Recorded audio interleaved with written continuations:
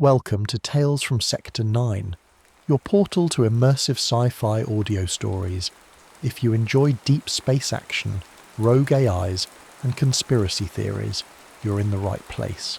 Tap like and subscribe to keep the adventures coming. Drop a comment and tell us where in the galaxy you're listening from. Now, sit back, relax, and prepare for tonight's story. Blades in 0G. The first strike sends both combatants drifting apart, spinning slowly, because there is no floor to brace against anymore. The impact is not loud. It cannot be. Sound has nowhere to live here. What travels instead is vibration. Thin, metallic, intimate. Through gloves, through bones, through the struts that once assumed weight. Kyle Viren feels the contact as a clean shiver up his wrists, a correctness so precise it nearly convinces him the world is still arranged to receive it. It is not. Momentum answers where applause once did. The blades part and the bodies obey the only law that remains reliable. Kyle rotates away, controlled at first, his shoulders square to a direction that no longer means forward. His mag boots tick, hesitate, then disengage with a tired refusal, their field stuttering against a lattice that has forgotten what down is supposed to be.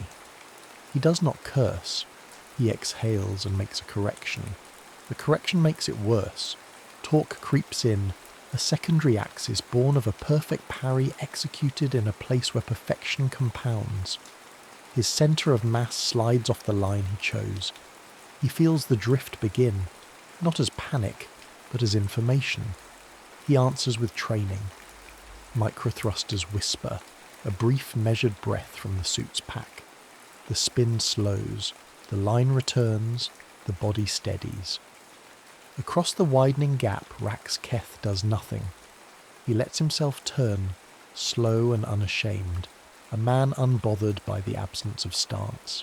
Debris slides past him.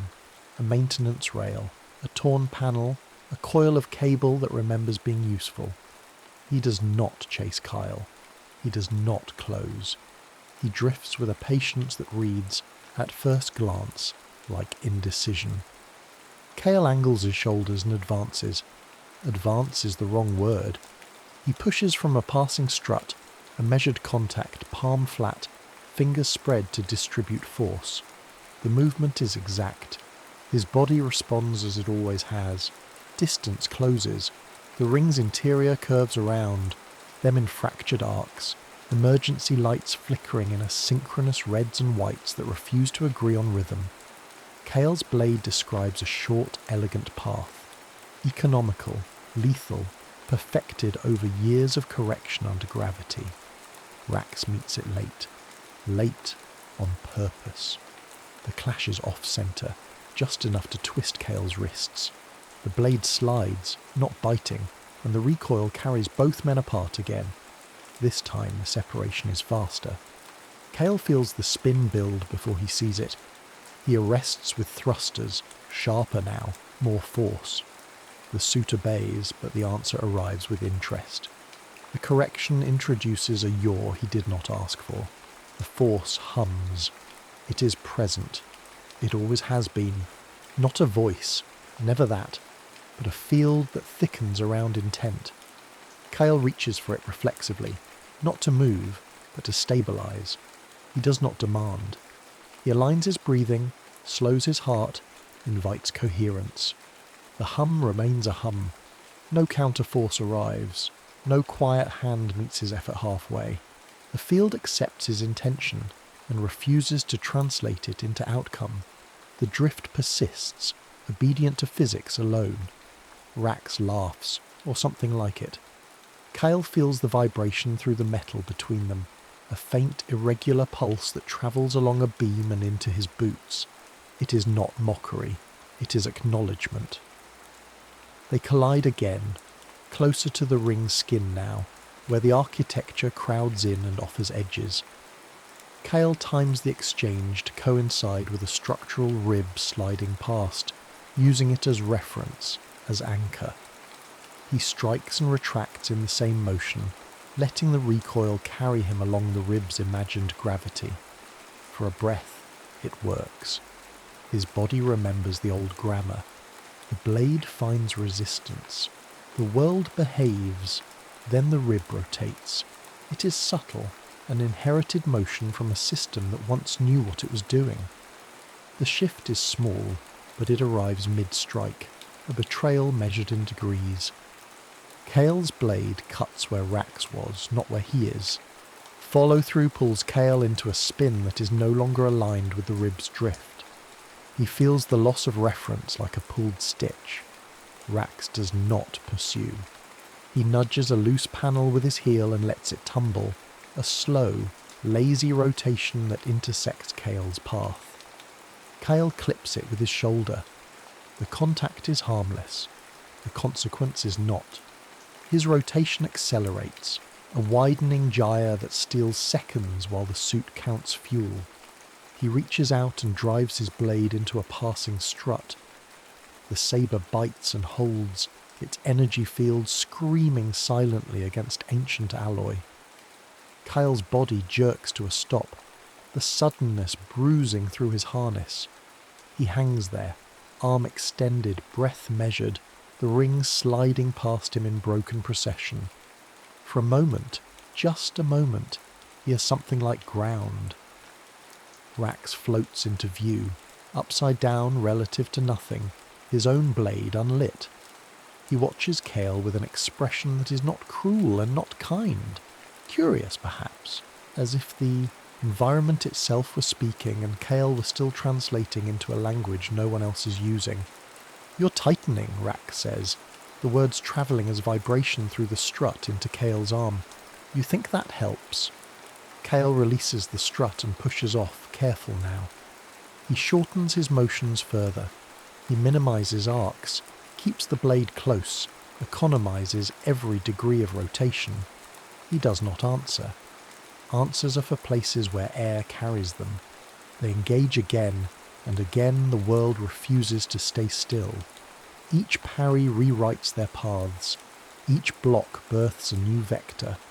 Kale feels the accumulation, the way effort stacks without cancelling, the way precision sharpens the wrong edge. He adjusts, then adjusts the adjustment, then feels the system outrun him. Around them, the ring continues its quiet unmaking. Segments drift apart, opening black seams that drink light. Emergency strips flicker and die. The dead world below turns indifferent, its gravity a rumour that no longer reaches this high. Kale senses the pattern forming, unwanted and undeniable. His technique is not failing. It is succeeding too well, amplifying every interaction in a space that does not forgive amplification. The realization lands without drama. It does not slow his hands. Rax finally lights his blade, not to strike, but to push. He angles the ignition to impart a gentle spin, using the sabre's recoil as one might use a breath.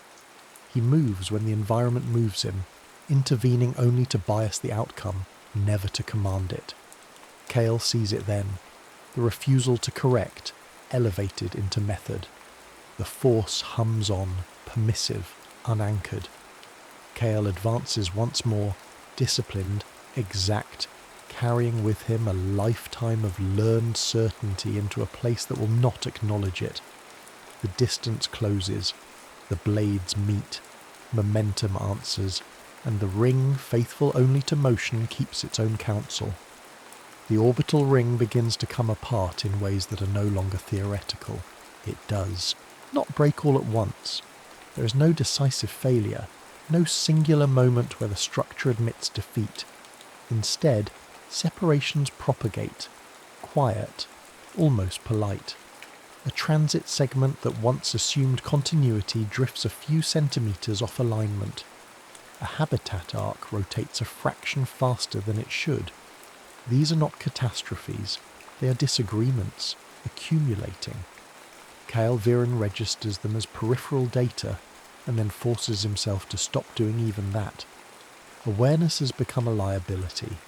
Every new reference point tempts correction, and correction has started to feel like debt, He narrows his focus until it contains only Rack's Keth and the space immediately between them.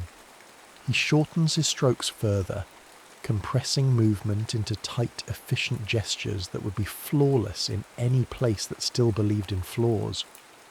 Rax drifts backward, blade idle, letting the ring's slow rotation carry him into a different plane of approach. He is not retreating, he is repositioning without effort, allowing the environment to do what Kale keeps insisting on doing himself. Kale pushes off a bulkhead, light and precise, and immediately feels the answer arrive late. The bulkhead shifts under his touch, not because it resists, but because it is no longer anchored to anything that remembers where it should be. The push sends him forward and sideways at once, a compound motion he did not request. He compensates. The compensation introduces a roll. The roll threatens to become a spin. He arrests it with thrusters, short burst, carefully measured, and feels the fuel counter tick down by an amount that would have been trivial planetside. Here, it feels accusatory. Rax watches this unfold without closing the distance. He waits for the environment to finish speaking. The force remains present, thickening slightly around Kale's intent as if acknowledging the effort. It does not object. It does not assist. It simply allows the physics to finish the sentence Kale keeps, interrupting. They clash again amid drifting debris. A maintenance trolley spins past, its cargo long since scattered. Kyle angles his blade to deflect Rax's strike and uses the recoil to realign his body, executing the maneuver with exquisite timing. For a fraction of a second, everything works. The angles resolve, the vectors cancel. He feels the old satisfaction, the quiet click of a problem closing. Then the trolley's shadow crosses an emergency strip, and the light flickers out. The sudden absence does not change the physics. It changes Kyle. He hesitates, just enough to register the loss of reference, and the hesitation introduces asymmetry. His next motion, meant to correct, arrives half a beat late. Rax's blade slides past his guard, not cutting, but nudging. The contact is minimal. The effect is not. Kyle's rotation widens, slow and inexorable. Rax does not press the advantage. Instead, he reaches out and triggers a maintenance charge drifting nearby. The Yab detonation is not violent. There is no shock wave, no fireball to satisfy old instincts. The charge exists to move things, not destroy them.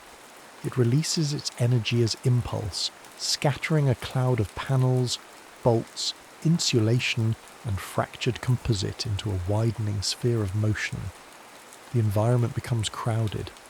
Kyle finds himself navigating a field of spinning hazards, each one carrying its own stubborn momentum. He parries instinctively, blade flashing to clear a path, and immediately regrets it.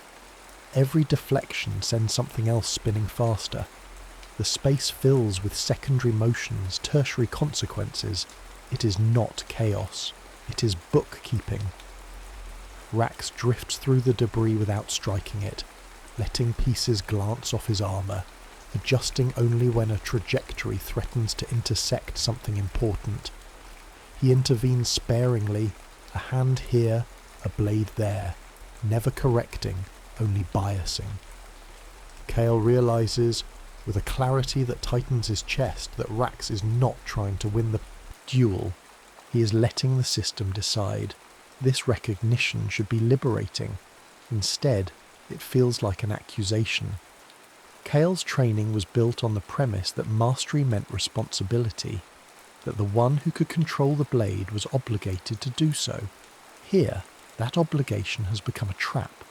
Every attempt to assert authorship only increases the system's complexity. The ring answers with another quiet fracture. Two segments part ways, opening a widening gap that leads directly to open space. Stars bleed through, cold and indifferent, their light unfiltered by atmosphere or intention. The dead world below rotates into view again. its gravity tugging faintly, not enough to matter. Suit telemetry flickers across Kale's visor. Mag boots, non-functional. Thruster reserves, diminished. Time is no longer measured by oxygen alone, but by separation. If the segments drift too far, there will be no structure left to re-enter. Kale tightens his motions further, reducing his blade work to the barest necessities. He stops chasing advantage and focuses on survival, on not adding more motion than he can afford. The effort is exhausting in a way combat never was. It requires constant refusal, of instinct, of training, of the urge to fix. The force hum shifts, not in volume, but in texture. It feels skewed, as if the field itself has lost its reference frame. Intent still resonates, but outcomes refuse to align. Kale senses the gap widening between what he means to do and what actually happens.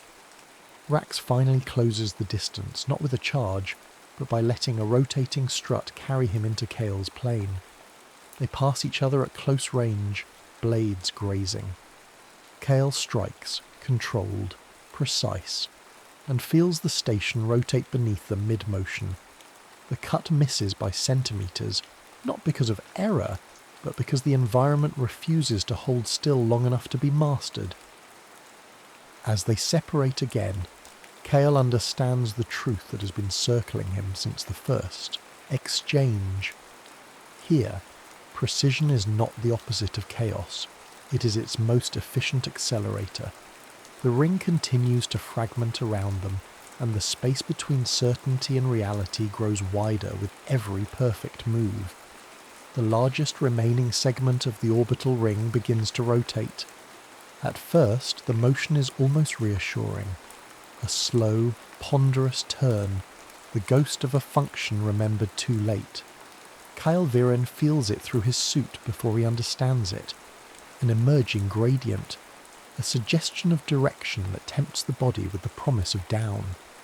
For an instant, instinct surges. Rotation creates order. Order invites stance. Stance invites mastery. Then the rotation accelerates. What had been suggestion becomes demand. Loose debris is flung outward, tracing long, elegant arcs that intersect and diverge without collision, each obeying its own inheritance of force. The segment's interior, once a place of habitation, becomes a centrifuge, its curved walls offering no stable radius, no consistent frame. Anything not anchored is rewritten as trajectory.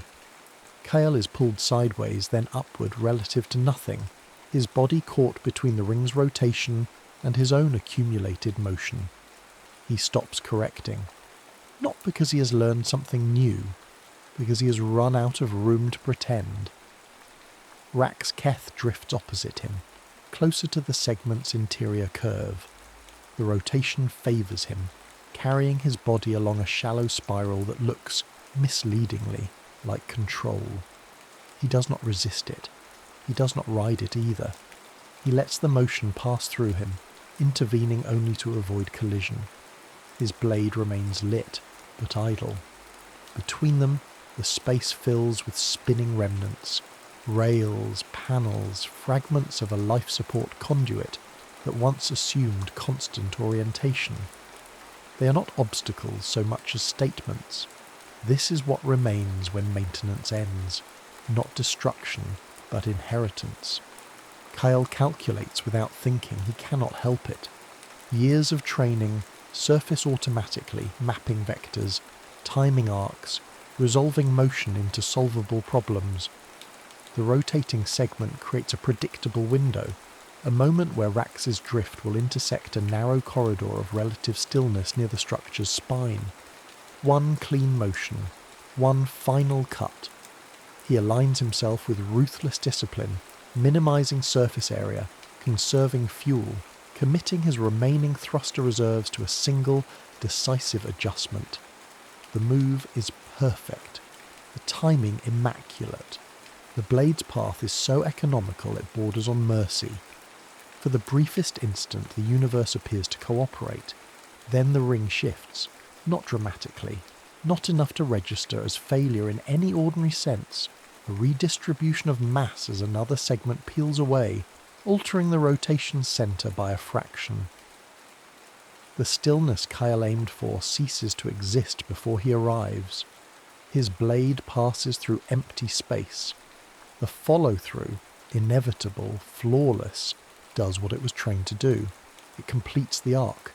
It conserves momentum. It carries Kale forward and away, amplifying the missed strike into a widening spiral that no amount of technique can reclaim. His sabre tumbles from his hand, spinning end over end, its light carving useless circles in the dark. All technique, no ground, no recovery. Kyle feels the separation before he sees it. The rotating segment slides away beneath him, its curve receding, its promise of structure withdrawing without malice. The stars open up ahead, sharp and indifferent. The dead world below pulls faintly, not enough to save him, not enough to kill him quickly. Training offers nothing. He reaches for the force out of reflex and finds it unchanged. Present, permissive, unhelpful. The hum does not rise to meet his need. It does not object to his panic. It allows his spin to continue. Across the widening distance, Rax watches. For the first time, he moves deliberately. He angles himself against the rotation, firing a short thruster, burst to slow his own drift. The act is small, precise, unmistakably chosen. He could pursue. He could close the distance while Kale is helpless, finish the duel with a strike that would look decisive in any other place. He does not. Instead, he lets the moment unfold, trusting the system he's been courting since the beginning. Probability favours him. The environment has been generous. All he has to do is refrain. Kale tumbles, the stars wheeling in a pattern that refuses to settle. He feels the suit's warnings as muted pressure against his ribs. Fuel reserves approach critical. There is no reference frame left to exploit, no structure to anchor to, no correction that does not worsen the spin.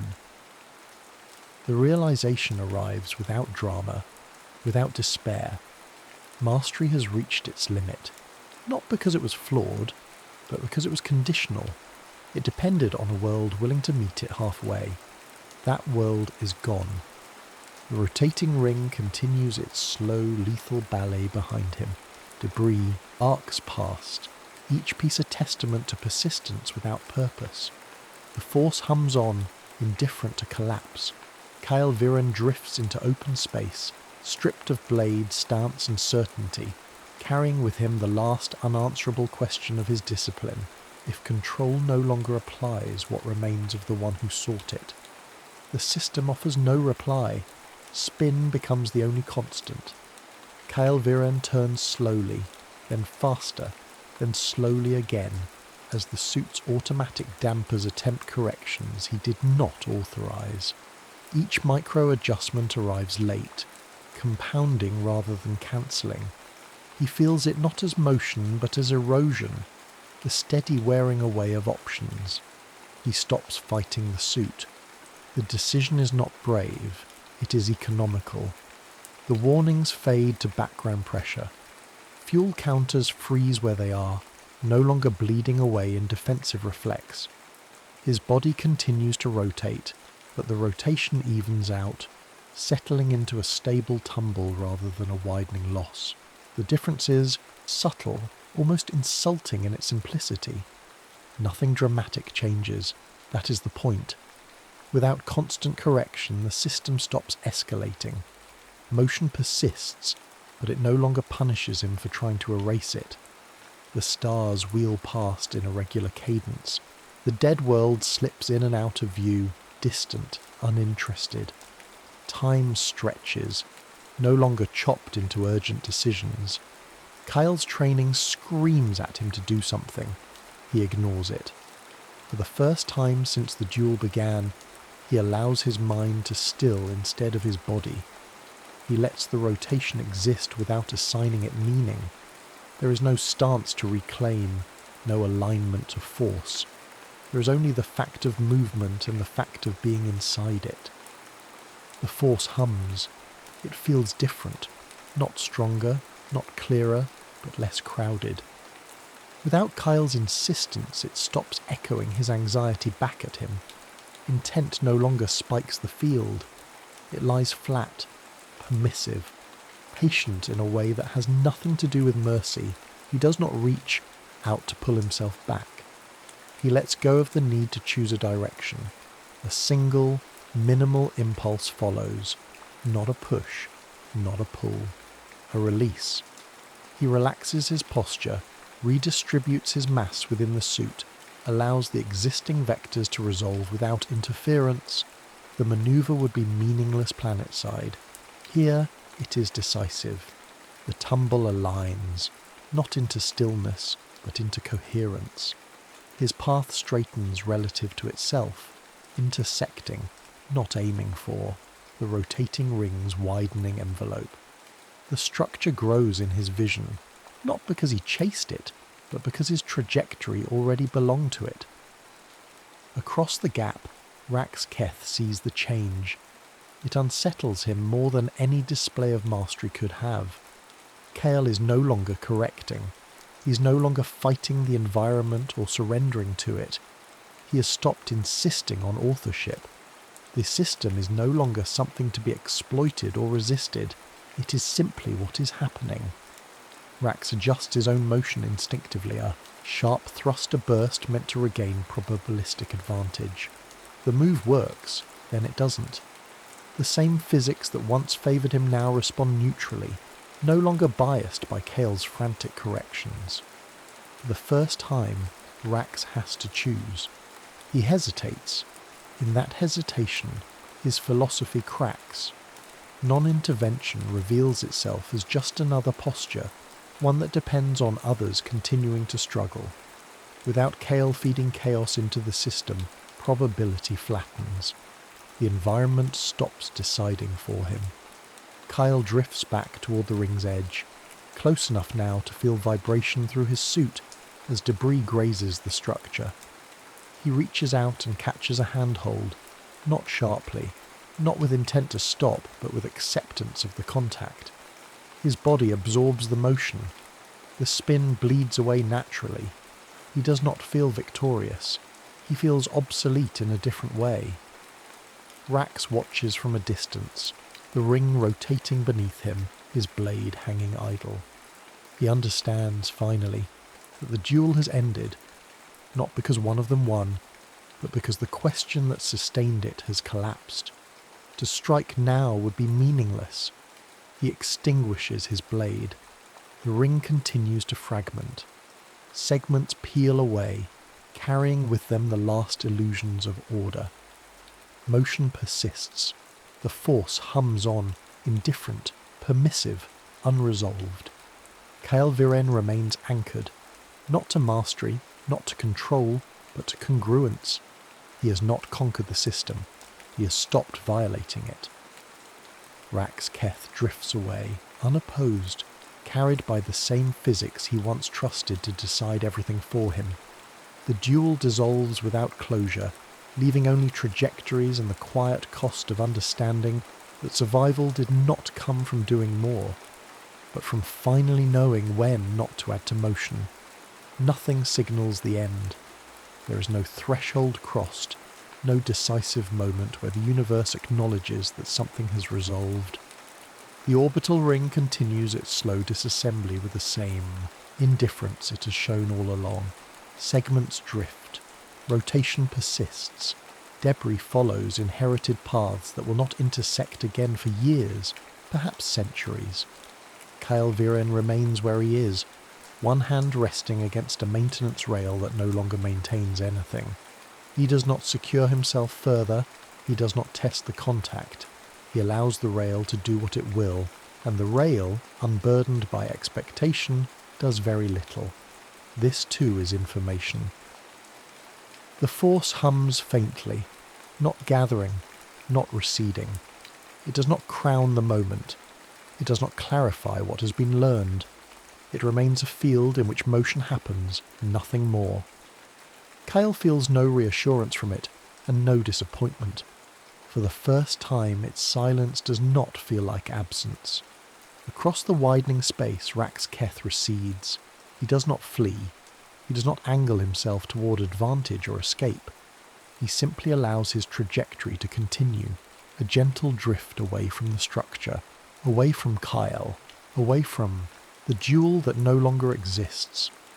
His suit light dims as distance grows, until he is no more than a moving point against the starfield, still present, still choosing, still responsible. Kyle watches him go without judgment. There is no satisfaction in restraint. There is only the cost of it. What remains of Kyle's training does not vanish. It recontextualizes itself, stripped of universality. Technique becomes situational memory rather than identity. Precision becomes a tool that must ask permission of context before it is used. Mastery, he understands now, was never wrong, only incomplete. It assumed a world that would cooperate. The ring was built on the same assumption. Once, it was an instrument of order, a mega-structure that imposed predictability on orbit and habitation alike. Its designers trusted rotation to create gravity, gravity to create stability, stability to create civilization. They were not foolish. They were contextual. When maintenance ended, the assumptions outlived their conditions. Now the ring teaches something else. Order without stewardship becomes hazard. Control without congruence becomes violence against oneself. Kyle adjusts his position along the rail, not to secure dominance, but to share motion. His body moves with the structure's residual spin, absorbing it rather than cancelling it. The effort is minimal, the effect is sustainable.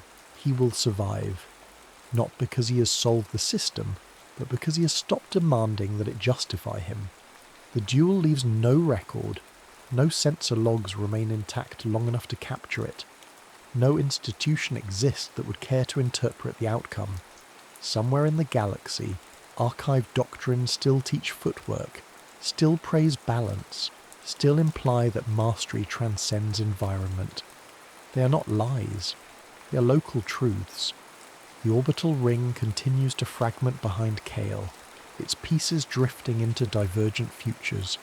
Some will fall inward, pulled slowly toward the dead world below. Others will escape entirely, becoming silent debris in long, empty orbits. None of them will remember what they were built to do. Motion persists. Kyle closes his eyes, not in meditation, not in triumph, but in acceptance of the fact that understanding does not halt consequence. He will leave when the moment presents itself, or he will not. Either way, the choice will be real, not imposed. In a place without gravity, without ground, without authority, the final lesson does not arrive as revelation. It arrives as restraint. Not the refusal to act, but the knowledge of when action would only add noise to a system already speaking clearly enough. The force hums on. The ring turns. Rax Keth vanishes into distance, and mastery, no longer universal, no longer violent, becomes something quieter, the practice of listening before motion.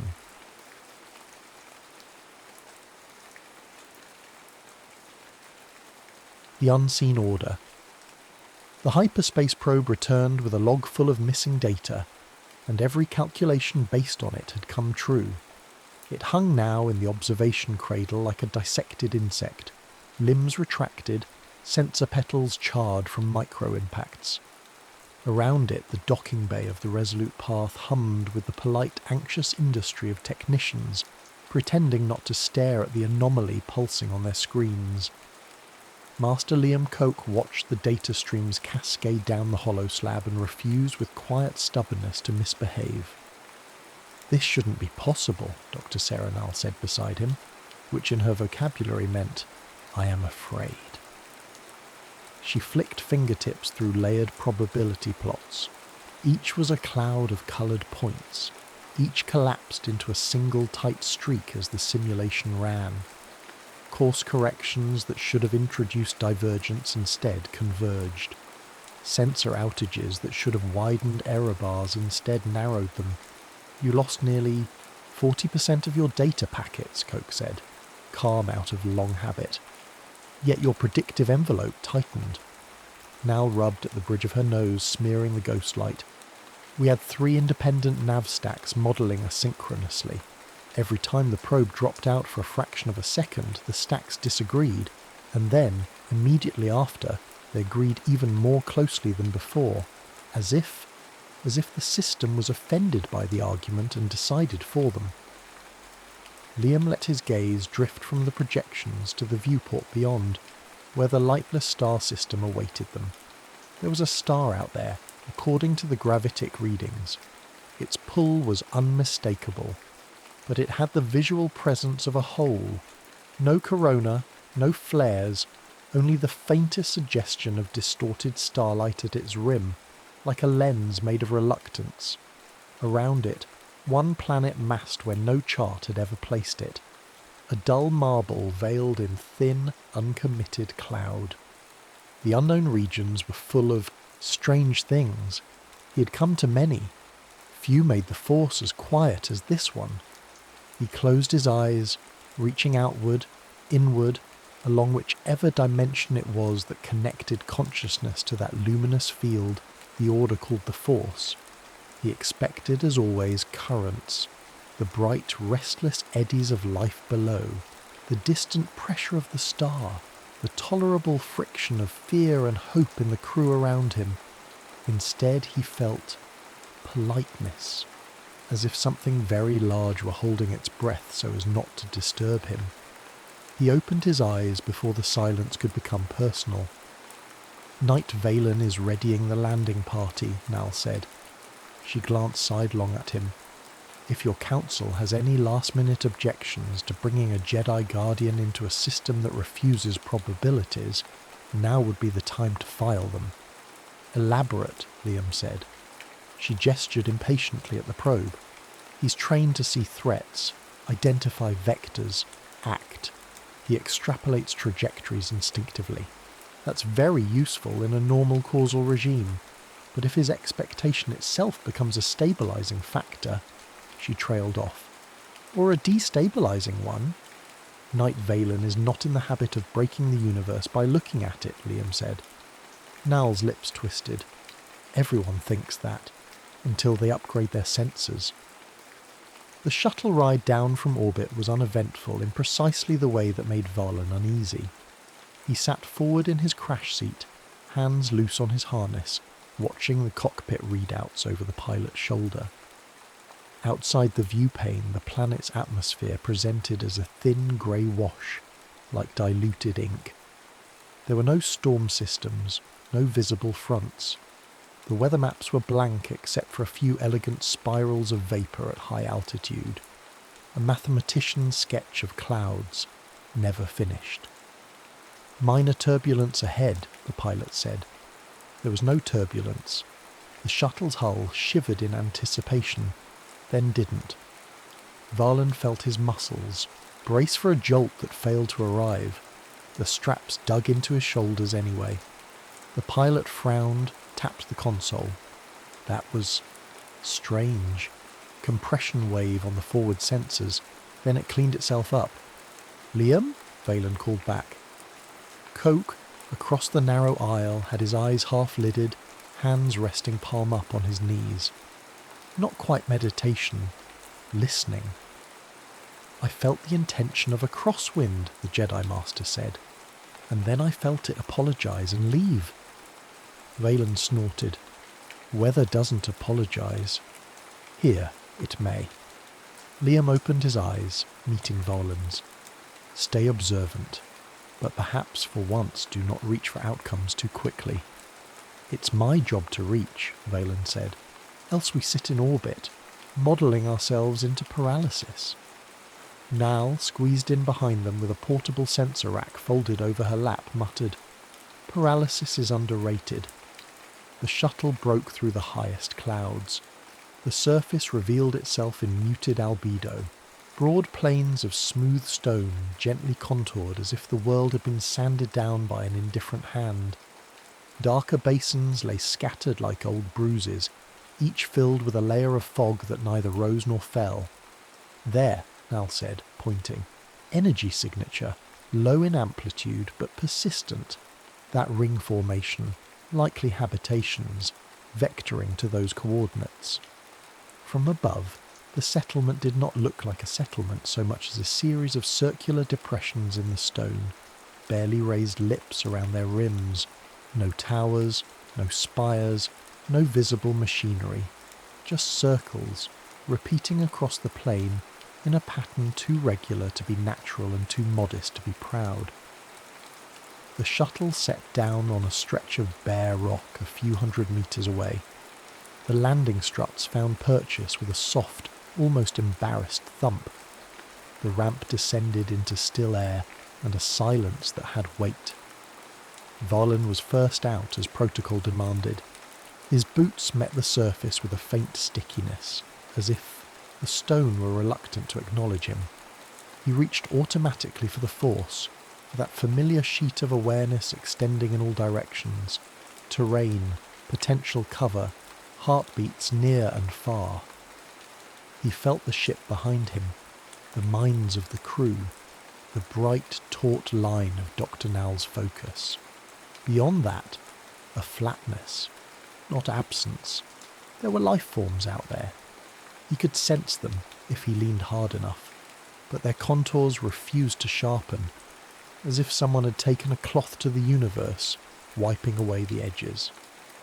Coke emerged next, robes whispering, eyes scanning with that particular unhurried attentiveness Varlin alternately admired and envied. Nal followed, already unfolding scanners, her breath visible in the cool, dry air. The sky overhead was a pale, indecisive grey. High-altitude clouds spun in thin spirals, never thickening into anything as committed as a storm. Gravity 0.98 standard. Stable, Nal said. Atmosphere breathable. Microparticle counts. Low. Radiation normal. Nothing here wants us dead. Yet, Valen said. A movement at the edge of his vision. A figure at the nearest ring structure, then another. They had emerged from openings almost flush with the ground, standing on the lip of the circular depressions. Robes, simple and dark, hoods up, no visible weapons. Varlin lifted a hand, greeting and warning both.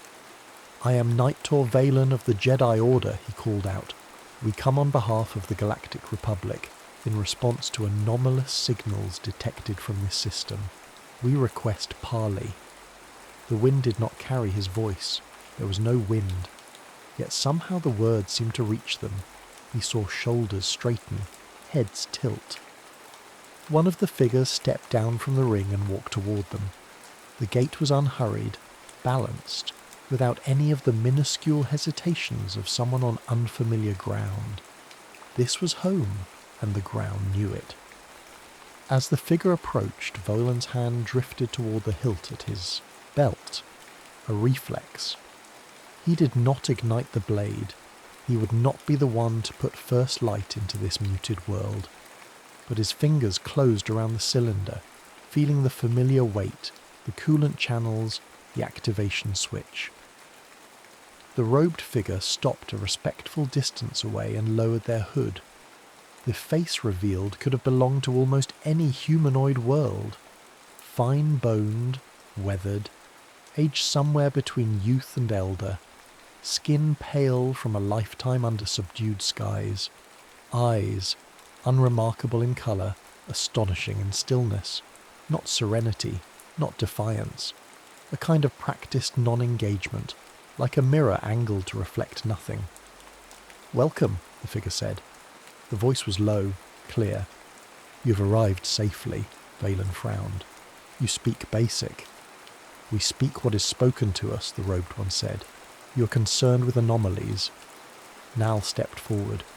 "We detected non-random corrections in probe trajectories, self-healing navigation errors, improbable, clustering of avoided accidents. There are also gaps in our data that do not correspond to hardware faults.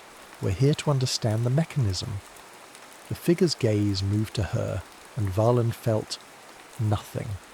No curiosity, no resistance. Only that same precise non-engagement. Mechanism, they repeated, as if tasting the word. You have brought a seer, a guardian, and a counter of chances. This is appropriate. Coke inclined his head. You know of the Jedi? We know of those who look, the robed one said, and those who turn looking into lore. Who are you? Valen asked. We are no ones, the figure said. We are the order that is not seen. The name you will use if you must is the unseen. Valen's fingers tightened on his hilt. Force users. The faintest flicker of something, amusement, grief, passed across their features. We are aware of the field you call the Force. We have practiced not using it for a very long time. Nell blinked. That makes no sense. If you're sensitive, you can't simply decide to... You are here to model, the unseen said, turning back to her. You are here to collapse uncertainty into chart and chart into policy. We are here to ask you not to. Valen took a step forward. With respect, we do not take orders from... Liam, Nell cut in quietly. Look at this. Her wristpad flickered. She threw the projection into shared space. It showed the shuttle's descent profile as a pale line through atmosphere, with a secondary line of predicted turbulence events flickering in red. Each red spike inverted, flattening to nothing a fraction of a second before the shuttle passed through. Our models projected microbursts, Nal said. Crosswinds. They never materialized. It's as if the atmosphere waited for us to decide where we would be, and then rearranged itself to avoid us. The probe's logs show the same pattern. A world that yields, Koki murmured. He turned to the unseen. What is it that you do? We do not observe, the figure said. We do not choose. When the futures crowd around an event, we avert our gaze. That which is not observed may choose mercy. The words were not spoken with fervour.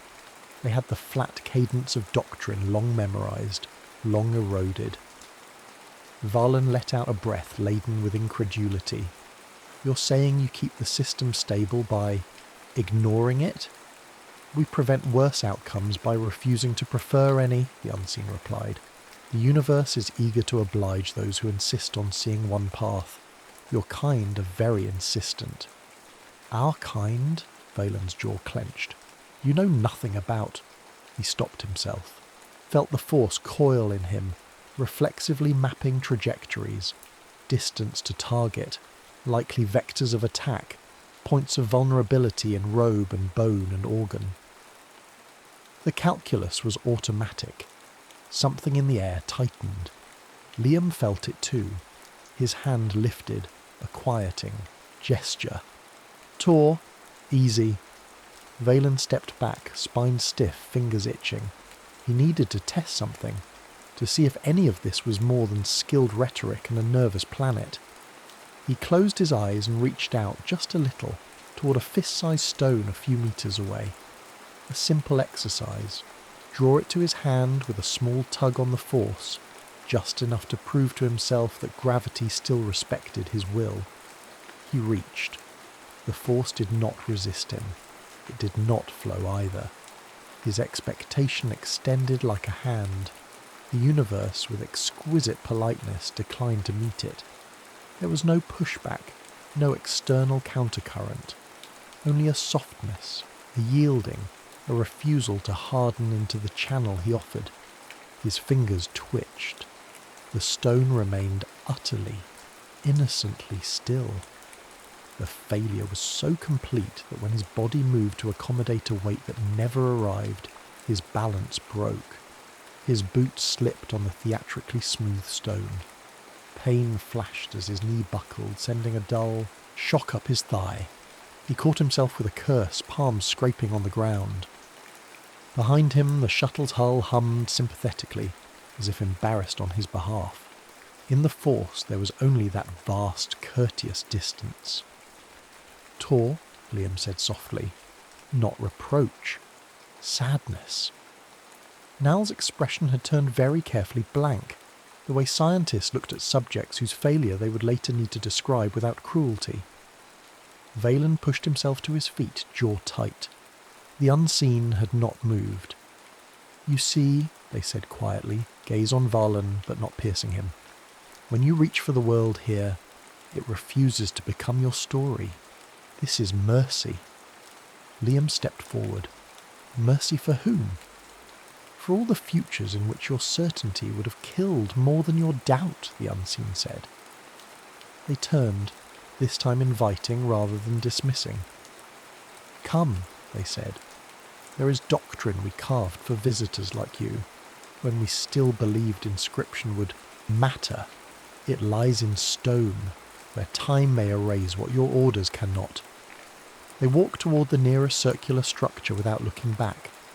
Liam followed, robe hem whispering over the reluctant rock. Nal came behind, recording, her instruments catching wild fluctuations in local probability gradients that refused to settle into numbers. Valen limped after, teeth clenched, every instinct screaming for something as simple as a threat he could cut. The ring's inner depression led down into a low circular chamber carved directly from the bedrock. The walls were bare, featureless, light-absorbing. The acoustics were strange. Their footsteps sounded as if someone else were deciding whether or not they had happened. On the far side of the chamber, etched shallowly into the stone, was a single line of text in characters that rearranged themselves in Liam's peripheral vision until they settled into words he knew. That which is not observed may choose mercy. The inscription was so faint that a few more years of abrasion would erase it entirely. Why carve this so lightly? Liam asked. The unseen rested their palm just below the words, not touching. Because we did not wish to force the world to remember it, they said. And because we knew one day those who live by records would come and ask the wrong questions. Liam felt the force around them, quiet and unjudging, like an immense eye turned politely away. Behind him, Valen flexed his scraped palms and looked at the faded words as if they were an accusation. Nal's scanner pinged softly, a cluster of distant, deferred catastrophes, failures that had not happened elsewhere in the galaxy, all correlated statistically with this unremarkable, lightless system. The threshold had been crossed. They were inside the doctrine now. The question, Liam thought, was whether they could step back out without collapsing anything that could not be repaired. They did not sleep that first night. The unseen provided quarters carved out of the same light drinking stone as the doctrine chamber. Round rooms without corners, furnished only with low cushions and recessed alcoves for simple necessities. There were no doors, only angled passages that damped sound without fully separating spaces, as if privacy were treated as a gentle suggestion rather than a guarantee. Valen lay on his back, staring at a ceiling he could barely perceive. The force hummed around him like distant circuitry, powered down but still connected. He flexed his hand, remembering the small humiliation of his failed pull. His palms stung where the stone had taken skin. He tried again, this time with something smaller, a grain of dust on his glove. He reached, carefully, tentatively, shaping intent like the delicate catch of a gear. The dust didn't move. The force did nothing at all, not obstruction, not flow. His will met an ambient softness that accepted information but refused to become action. It felt like trying, to clench a fist in a dream. He rolled onto his side, frustration curdling into a heavier sensation he did not want to name fear. Guardians protected by imposing themselves on circumstances. Here, circumstances refused the imposition. Across the chamber, Liam sat with legs folded, spine straight, hands resting lightly on his knees. His eyes were closed, but Valen could tell from the minute movements of his shoulders that this was not serene meditation. "How long have you been at it?" Valen asked. Liam opened his eyes. "At what?" "Listening to the Force pretend we're not here," Liam considered. "Since we landed." "And?"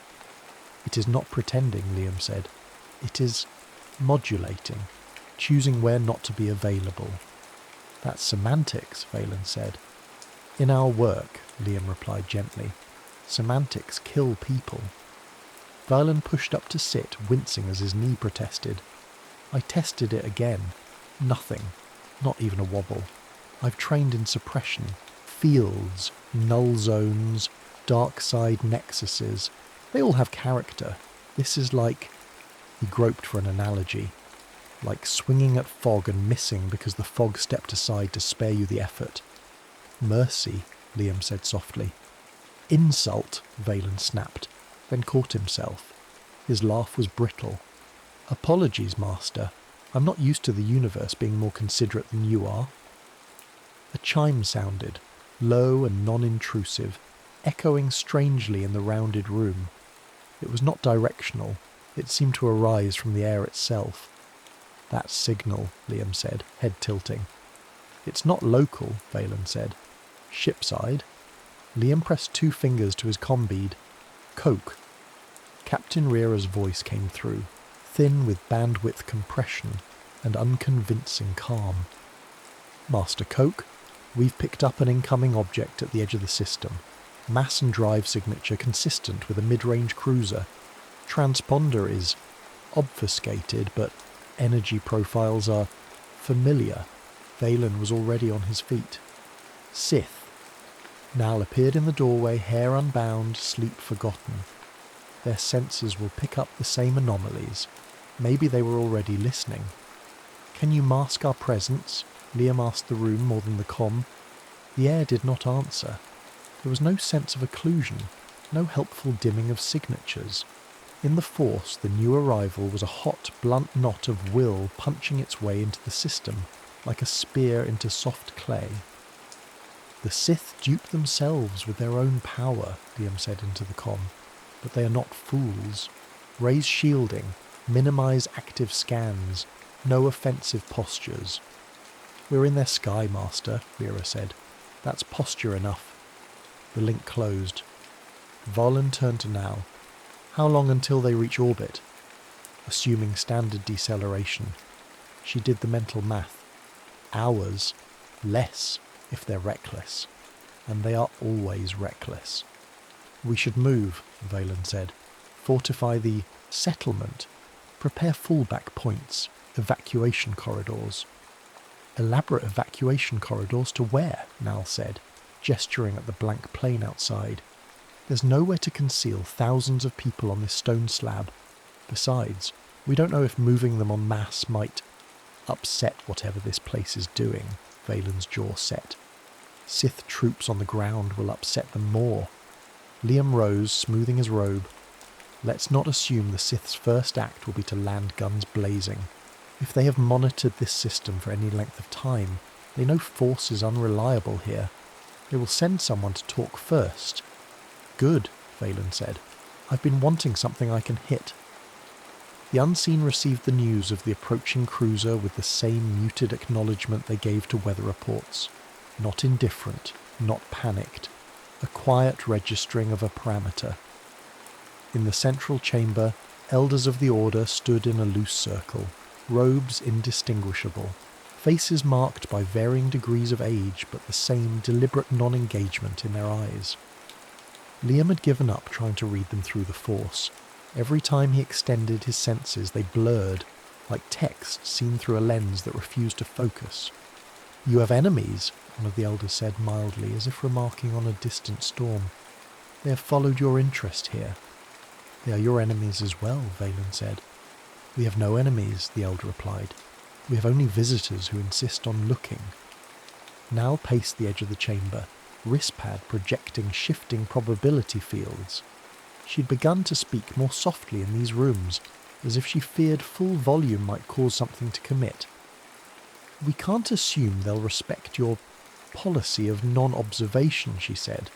They will scan, interrogate, model. If your doctrine is really what you say, that will undermine your entire mechanism. It already has, another unseen said. You arrived. Liam stepped into the circle. We came because our instruments detected something impossible. We believed understanding would allow us to help you. If we withdraw now, you cannot withdraw the fact that you have seen us, the First Elder said. You cannot uncollapse that outcome. The words landed in Liam's mind with the dull, heavy weight of obvious truth. What happens, he asked quietly, when too many eyes fall on you? The elders traded glances. Not telepathic consultation, simply the shared weariness of those who had answered this question too many times. The futures we have delayed begin to insist, the elder said. Pressure builds, this world frays. And the galaxy? Nal asked.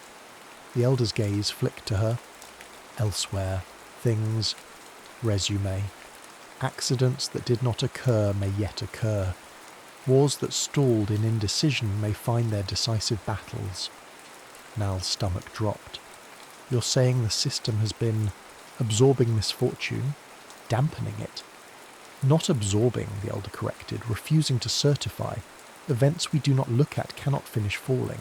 They hang, undecided. Time smears. Macrocausal buffering, Nal whispered. A local decrease in entropy at the cost of global metastability. That's... She stopped, breath catching. The numbers on her wristpad meant something new now, something personal. How many disasters, she asked, forcing each word, have quietly failed because you did not look at them? We do not count, the elder said. Counting is a kind of seeing. Valen's fists clenched. You're playing games with lives. On the contrary, the elder replied, you play games with lives when you predict and command. We abstain. The galaxy supplies more than enough certainty. Enough, Liam said, voice low. Arguing metaphysics will not prevent the Sith from acting. You know who they are.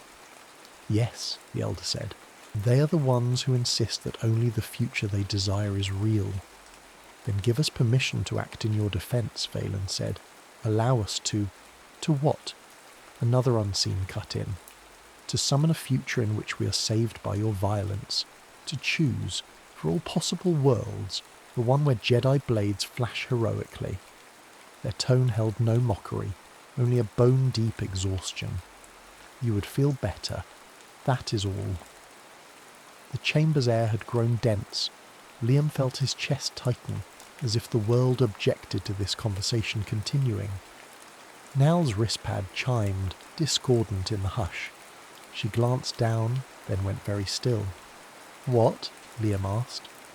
I set passive alerts only, she said slowly. No active scans, just listening to the background probability noise at low resolution. And? Valen prompted. Something just dropped, Nal said. A whole cluster of potentials outside the system. Transit accidents, piracy raids, an outbreak, on a frontier world. They all just resolved into nothing, like a long series of coins that had been hovering on their edges and finally fell to tails. Elaborate, Liam said. I had them flagged as high likelihood events based on prior trends, Nal said. They were overdue. Statistically, the galaxy has been unnaturally quiet in certain sectors. Now suddenly the quiet continues, without sufficient cause. It's like the background probability field out there just got lighter. She looked up, eyes wide. And the noise in my local readings here went up. We are letting go, the elder said. It is too late to maintain all that we have withheld from happening. Your arrival, and theirs, a tilt of the head toward the invisible Sith cruiser, have narrowed the paths. We must choose where to keep looking away. Valen stepped forward until he was almost nose to nose with the elder. Choose us. Let everything else burn if it must, but do not sacrifice this world because we came to understand it. Understand, the elder said, eyes steady, is your word for inscribe onto your maps, integrate into your systems, transform into policy. That is what will happen if you live and carry this story off-world. The galaxy will not let such a mechanism remain unexploited. It will build doctrine around us, weapons, safeguards, games. We will become a lever, and your orders will never stop pulling. Liam felt the force around him stir, uncertain. He thought of the council chambers, the hushed awe that greeted any new insight into the deeper workings of the force. He thought of how quickly awe turned into curricula. "What would you have us do?" he asked. The elder looked at him for a long time. In that gaze Liam felt not judgment, but apportionment, as if he were being measured against a scale he did not recognise.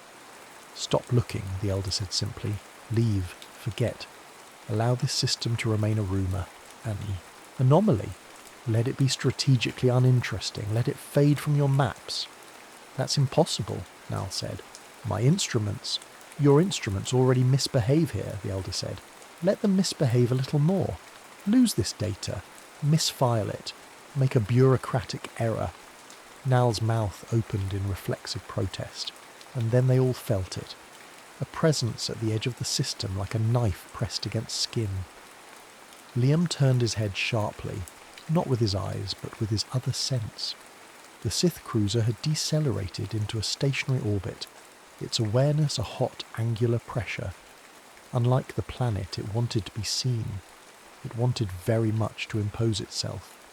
A smaller node detached from the larger, a shuttle or stealth pod, and began to fall toward the planet, wrapped in coils of focused intention. "They are not listening," Valen said. "Of course they are," the elder said. "They are listening only to themselves." "Master," came Captain Riera's voice over the comm, tight as a bowstring. "Unidentified vessel has entered atmosphere on a direct trajectory to your coordinates. We're reading minimal emissions, could be cloaked. We cannot intercept without revealing our own capabilities." "Understood," Liam said. "Maintain passive posture, no weapons, no transmissions beyond this band." He cut the link, aware that even the act of coordination was a kind of world-shaping. Valen's hand drifted again to his hilt. "Don't," Liam said. "They will land soldiers," Valen snapped. "Interrogators. Maybe worse. You've seen their signature." "I have," Liam said. "I've also seen what happens when we reach for the world here. It steps aside and lets us fall." "And if we do nothing?" Valen demanded. "We'll watch the unseen be taken apart piece by piece because we were too virtuous to interfere." Nal's voice cut across them, thin and frayed. "This isn't a binary. Interfering and abstaining both have global consequences we don't understand. Every action we take, or refuse to take, redistributes probability across the galaxy.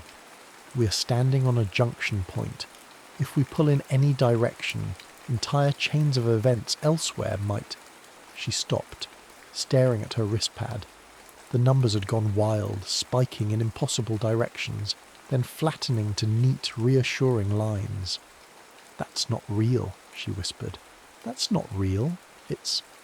"The world attempting to soothe your panic," the elder said. "It does that sometimes. It gives you clean stories so you will stop asking." Liam felt something cold grip his spine. That way lay madness, the suspicion that reality itself would lie to them to preserve its own coherence. Yet how else to interpret a system that self-corrected their models to match what it preferred? The chime sounded again, once, twice, a divergent interval apart. "They are here," the elder said. As if on cue, the probability noise in Liam's senses sharpened around a single descending point, a seed of ruthless certainty cutting through all the planet's polite diffusion. A Sith mind, focused and unafraid of collapsing outcomes. Liam looked to the unseen.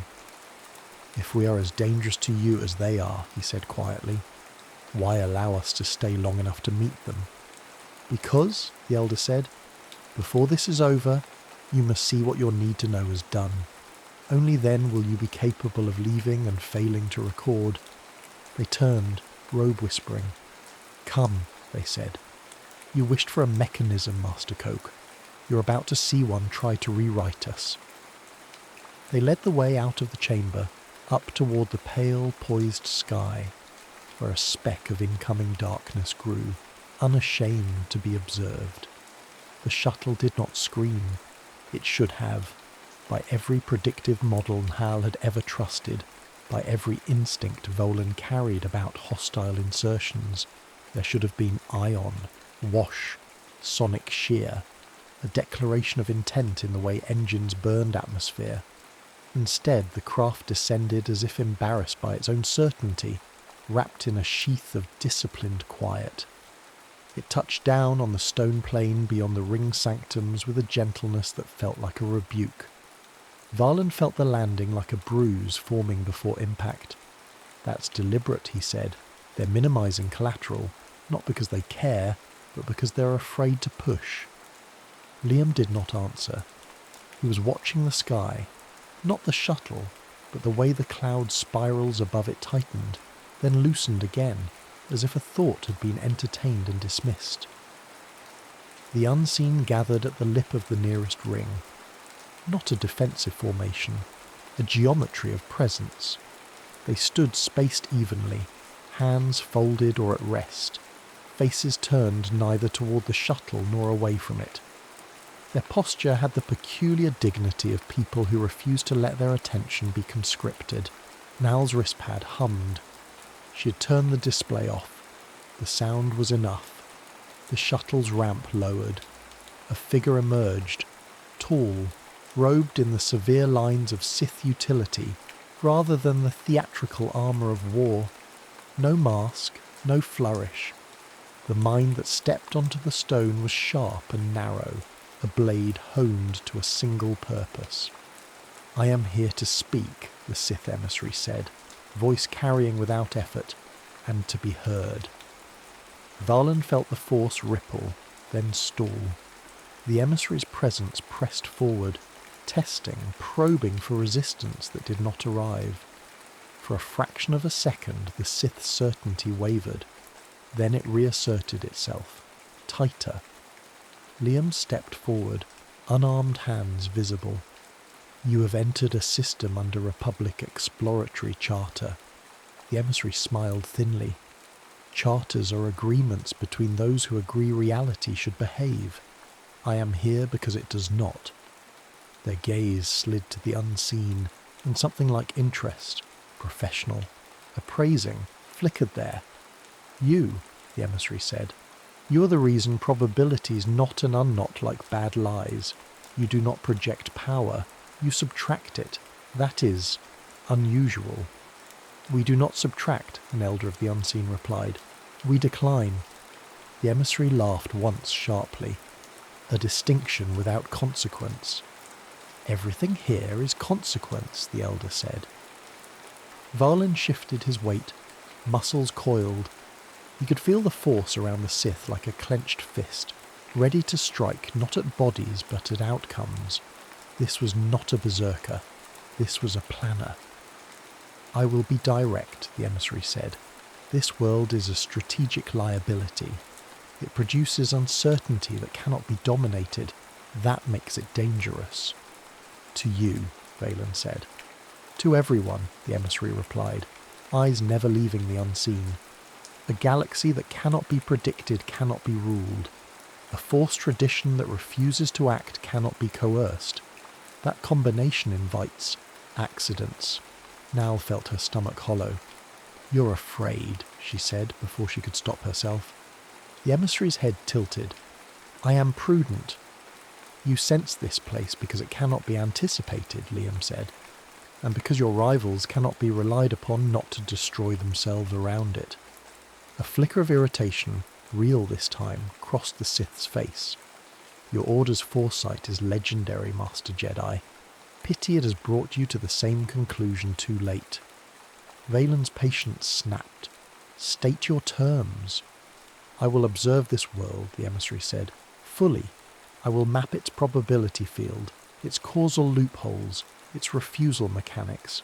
Once understood, it can be neutralized or exploited." The unseen did not react, not outwardly. Liam felt the air thicken, as if the planet itself had leaned in to listen against its better judgment. "You cannot observe us without changing what you observe," Liam said. "Of course," the emissary said. "That is the point."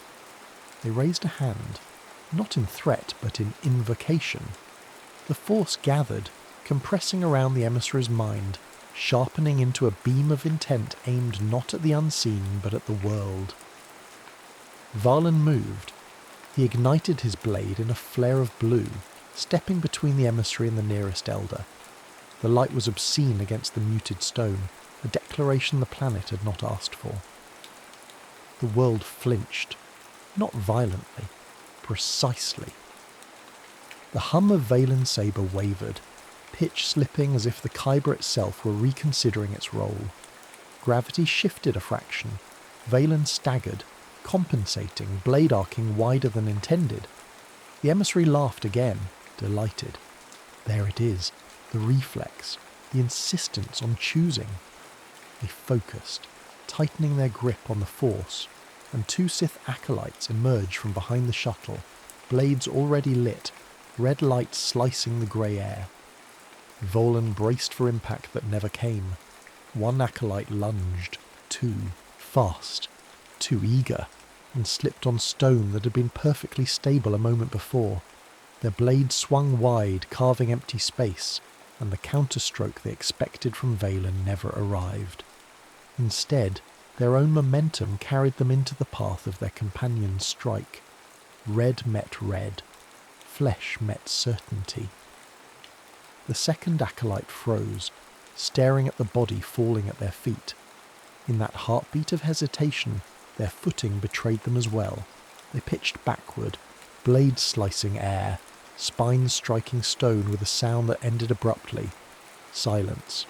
Valen stood, blade humming, chest heaving, not from exertion, but from shock. He had not struck. He had not even parried. The world had simply allowed violence to complete itself.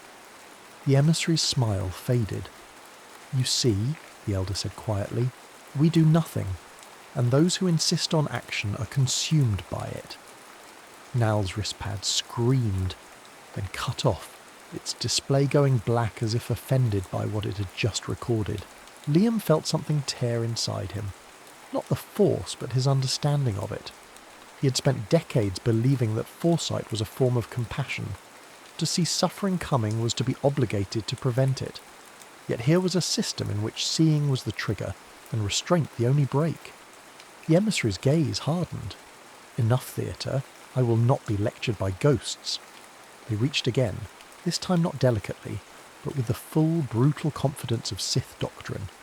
They sought a total vision. Not a future event, but the structural rule that governed all of this. A complete observation, collapsing the ambiguity the unseen had cultivated. Liam felt it as a scream that never made sound. Probability tightened like a knot pulled too hard.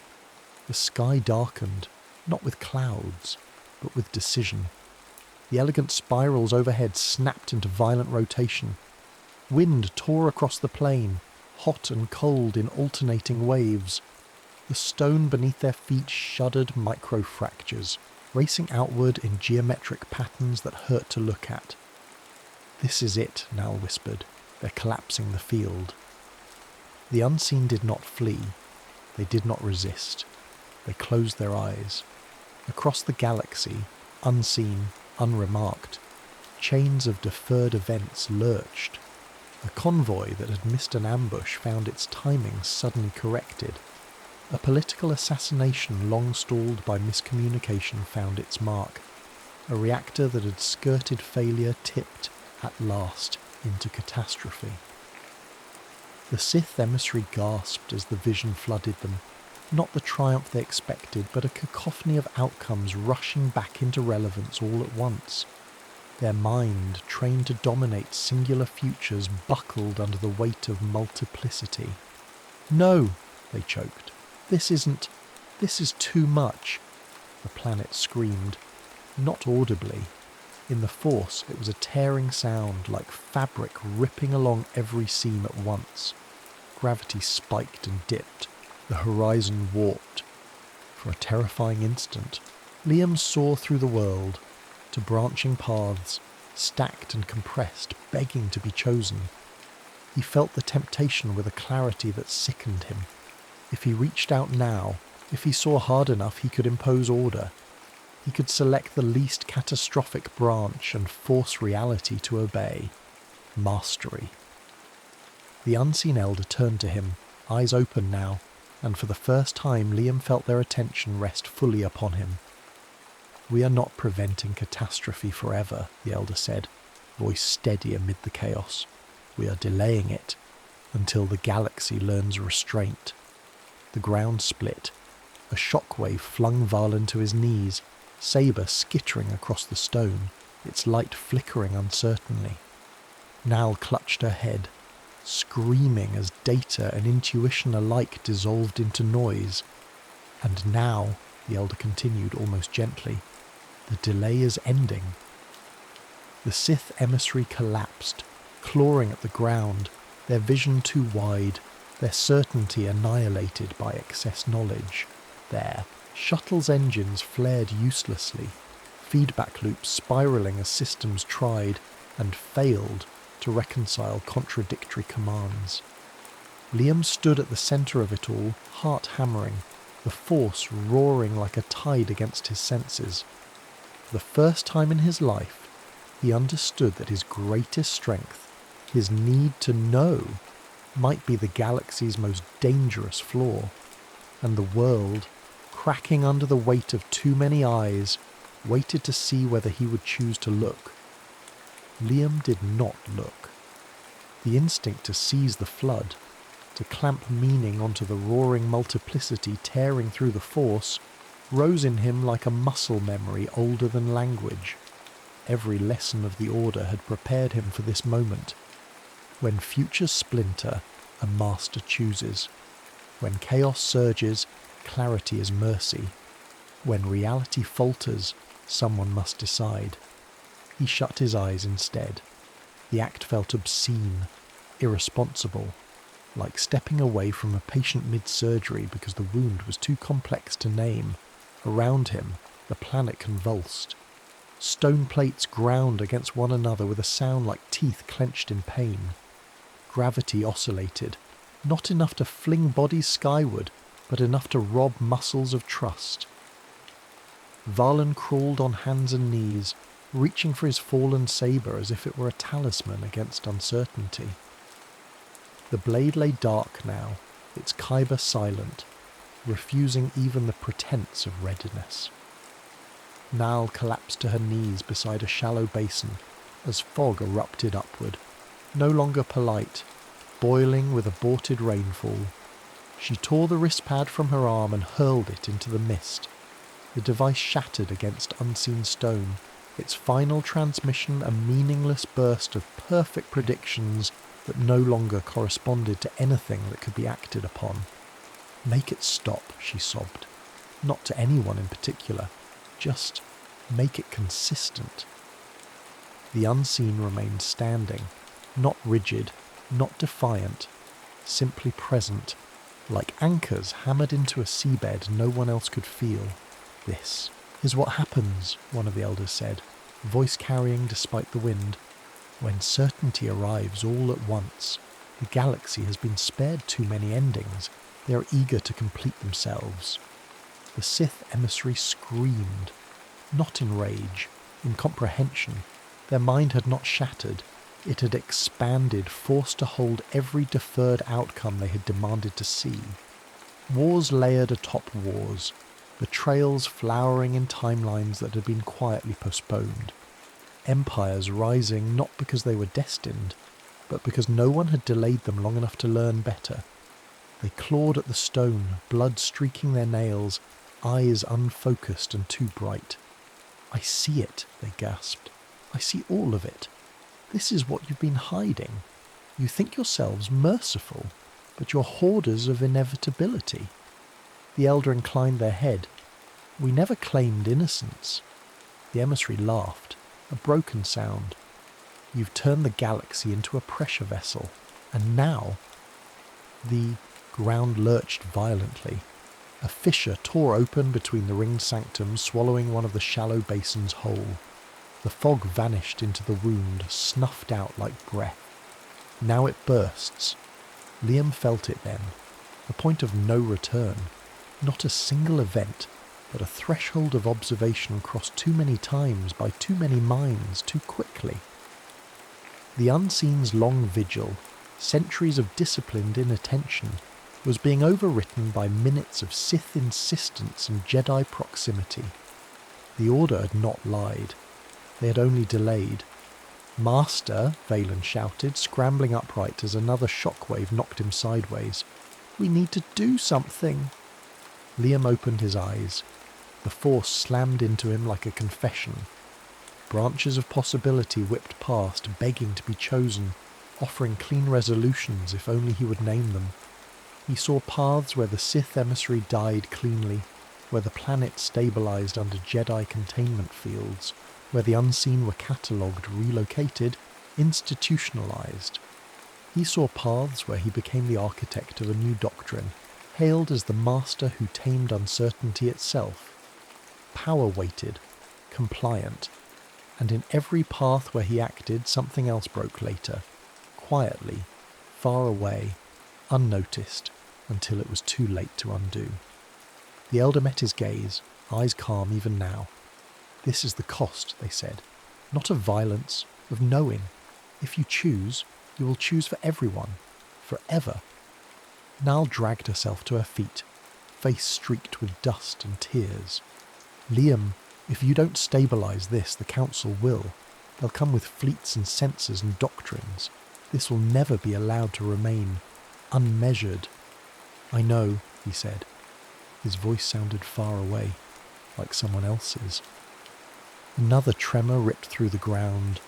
One of the ring structures collapsed inward, stone folding without drama, as if the planet were simply erasing an idea it no longer had the patience to sustain. The Elder exhaled. For the first time, fatigue showed, lines deepening, shoulders sagging. "We cannot hold much longer," they said. "The act of being seen has already thinned the veil. Soon there will be nothing left to withhold." "Then let us help you leave," Verlin said hoarsely. "Evacuate. We'll cover you." The Elder shook their head. "You cannot escort us out of observation. Wherever we go, your attention will follow. We are not a people who survive transport." Liam felt the truth of that settle like ash. "What happens if I don't look?" he asked. The Elder considered. "Then the world will attempt to stabilise around your ignorance. Not perfectly, not forever, but enough. And you?" A faint smile. "We will withdraw, become unlocatable. Our work here is done." "By vanishing," Nal whispered. "By refusing to be responsible forever," the Elder replied. The Sith emissary dragged themselves upright, swaying. Their eyes locked on Liam with a clarity born of desperation. "You think abstention absolves you?" they spat. "Your refusal is still a choice. The galaxy will bleed because you lack the courage to shape it." Liam stepped closer, the chaos receding just enough to make room for the moment. "You're right," he said quietly. "It is a choice." He turned inward, not toward foresight, toward absence. He didn't meditate. Meditation sought clarity. Instead, he dismantled his attention piece by piece, like a man laying down tools he had relied on since childhood. He shut off the practiced pathways that leapt ahead of time, that stitched cause to effect with comforting narratives. He allowed the Force to pass through him without interpretation. The effect was immediate and terrifying. Reality slackened. The shriek of tearing probability softened into a low, uncertain groan. Gravity steadied, not because it was commanded to, but because no one was insisting it do otherwise. The sky's violent rotation faltered, clouds, unravelling back into tentative spirals. The Sith emissary screamed again, not in pain this time, but in loss. The vast, unbearable vision collapsed inward, stripped of its scaffolding. No, they whispered. Don't take it away. I almost understood. They fell, unconscious, the knife edge of their certainty finally blunted. Varlin stared at Liam as if seeing him for the first time. You're doing nothing. Yes, Liam said, eyes still unfocused, and it's the hardest thing I've ever done. The unseen began to fade. Not physically, not yet, but in the way the Force refused to finish describing them. Their outlines softened, their presence thinned, like words forgotten mid-sentence. The delay ends, the Elder said, voice already distant, but the lesson remains. Stone folded in on itself, sealing fissures without force. The planet exhaled. The immediate catastrophe, this one, here, passed. Liam swayed, suddenly exhausted, his identity stripped of its most trusted limb. He had not saved the galaxy. He had merely stepped aside and let it stumble toward a less catastrophic version of itself. And in that abdication, something irrevocable had shifted, not just in the world beneath his feet, but in the structure of what it meant to be a guardian at all. The planet did not recover, it settled. There was a difference Liam could feel even with his senses deliberately dulled. Not restoration, not healing, but a cautious agreement to continue. The stone planes no longer shuddered, yet they retained faint hairline seams, memories of fractures that had almost chosen to exist. The fog basins returned, thinner now, their edges uncertain, as if they might decide not to gather again if watched too closely. The sky remained pale, undecided. Clouds resumed their hesitant spirals, never quite finishing the thought of a storm. Around him, the unseen were gone, not vanished in a burst of force or hidden behind illusion. They had simply ceased to resolve. Liam could sense where they had been in the same way one senses a word on the tip of the tongue, an absence shaped exactly like presence. The ringed sanctum still stood, but they no longer felt inhabited. Architecture without intention, stone without witness. Varlin knelt near the fallen Sith emissary, binding their hands out of habit more than necessity. The Sith stirred weakly, consciousness returning in fragments, their once focused mind dulled, vision narrowed to something survivable. You robbed me, the emissary rasped. Liam didn't answer. There was nothing to argue, nothing to clarify. Any explanation would be a form of reinstatement, of narrative, of authority. Nal stood apart from them, staring at the horizon with naked eyes. She had shut down every instrument she carried, ripped power cells free with shaking hands. For once, she did not trust herself to know responsibly. Her mind replayed the revelation again and again, disasters that never happened. Entire chains of suffering quietly deferred, not prevented by heroism or policy, but by disciplined neglect. I could prove it, she said hoarsely, not looking at Liam. I still could, with enough cross-referencing, enough historical reconstruction. I could publish a paper that would end the delay everywhere, Liam said. She swallowed. Yes. They stood together in silence long enough for the idea to decay. I won't, she said finally. Not because anyone ordered me not to. Because if understanding requires collapse, then ignorance can be a form of care. She laughed weakly. I never thought I'd say that. Liam nodded once. That was all the confirmation either of them needed. The resolute path departed without ceremony. No final scan, no archival sweep. The ship's logs contained corrupted timestamps, contradictory coordinates, entire data blocks overwritten by sensor noise that looked, on later review, like ordinary malfunction. A park clerk in the Republic Science Corps would flag it, sigh, and route it to a lower priority audit queue already swollen with anomalies from the unknown regions. Nothing that demanded urgency, nothing that invited pursuit. In orbit, as the planet shrank to a dull marble below, Liam felt the last tether slip. The force there was still present, but unreachable, like a courtesy extended and withdrawn. "Master," Valen said quietly from the co-pilot's seat, "permission to speak freely." "You never ask," Liam replied. Valen hesitated anyway. "Back there. You didn't save them." "No," Liam said. "You didn't defeat the Sith." "No."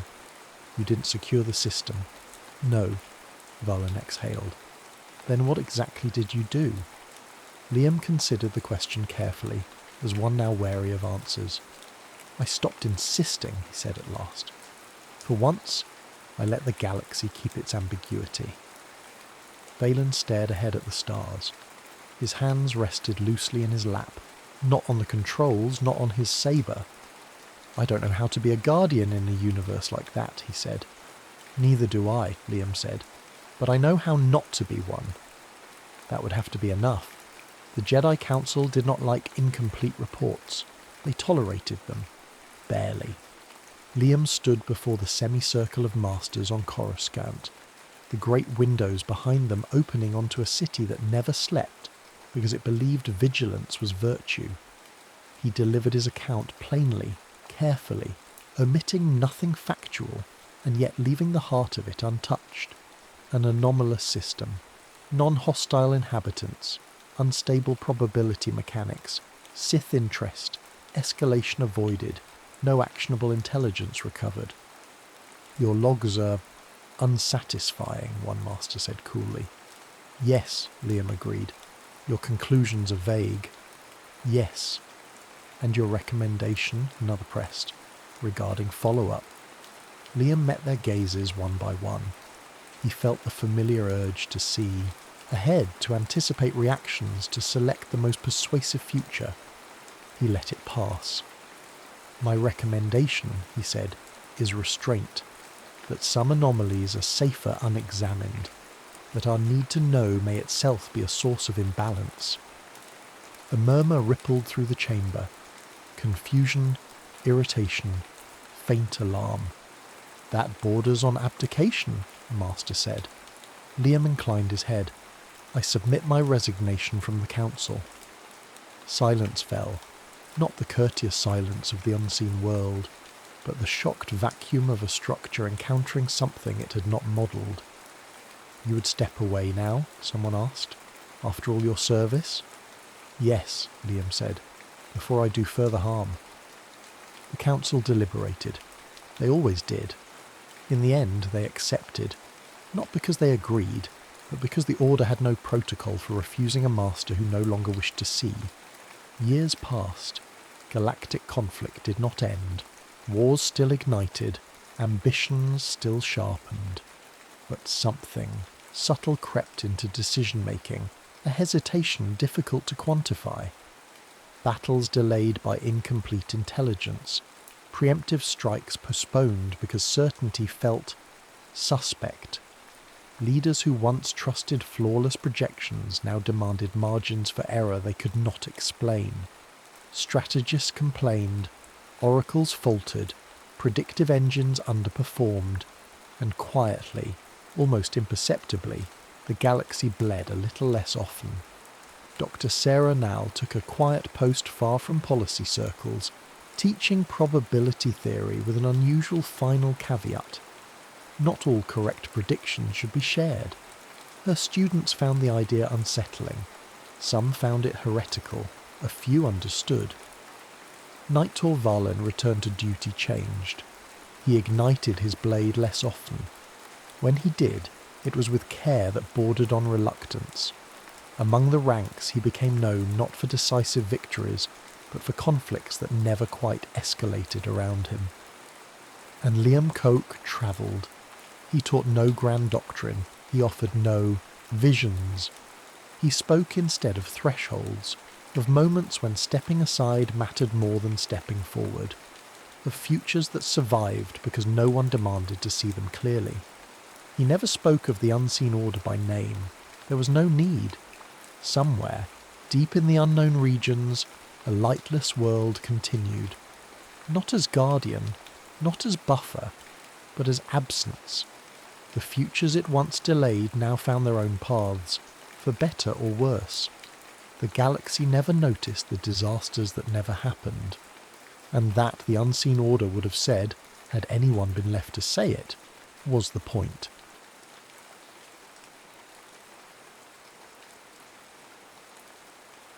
Redline in the Obana belt. The lead freighter's inertial dampeners spike red as the convoy punches straight into the Obana belt at full burn. Stars vanish behind a curtain of stone. Not a wall, too uneven for that, but a moving argument between mass and momentum.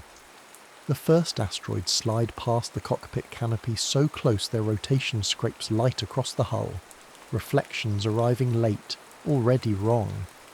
Karen Dre does not ease the throttles. He never does. 3 ships, staggered along a vector that exists only for a second at a time, surge forward as their nav displays drown in rotating mass returns. Distance collapses into clutter. The belt isn't dense yet. This is the outer debris cloud, the part pilots tell stories about because it still allows stories to end. Roll right, now, Karen snaps. The convoy obeys as one, ships yawing hard as an iron-rich slab tumbles across their projected path. Turrets swing with the hulls, gunners bracing against. Nothing reliable as artificial gravity fights rotation and loses. Behind them, hyperspace tears again. Imperial interceptors drop into real space inside weapons range.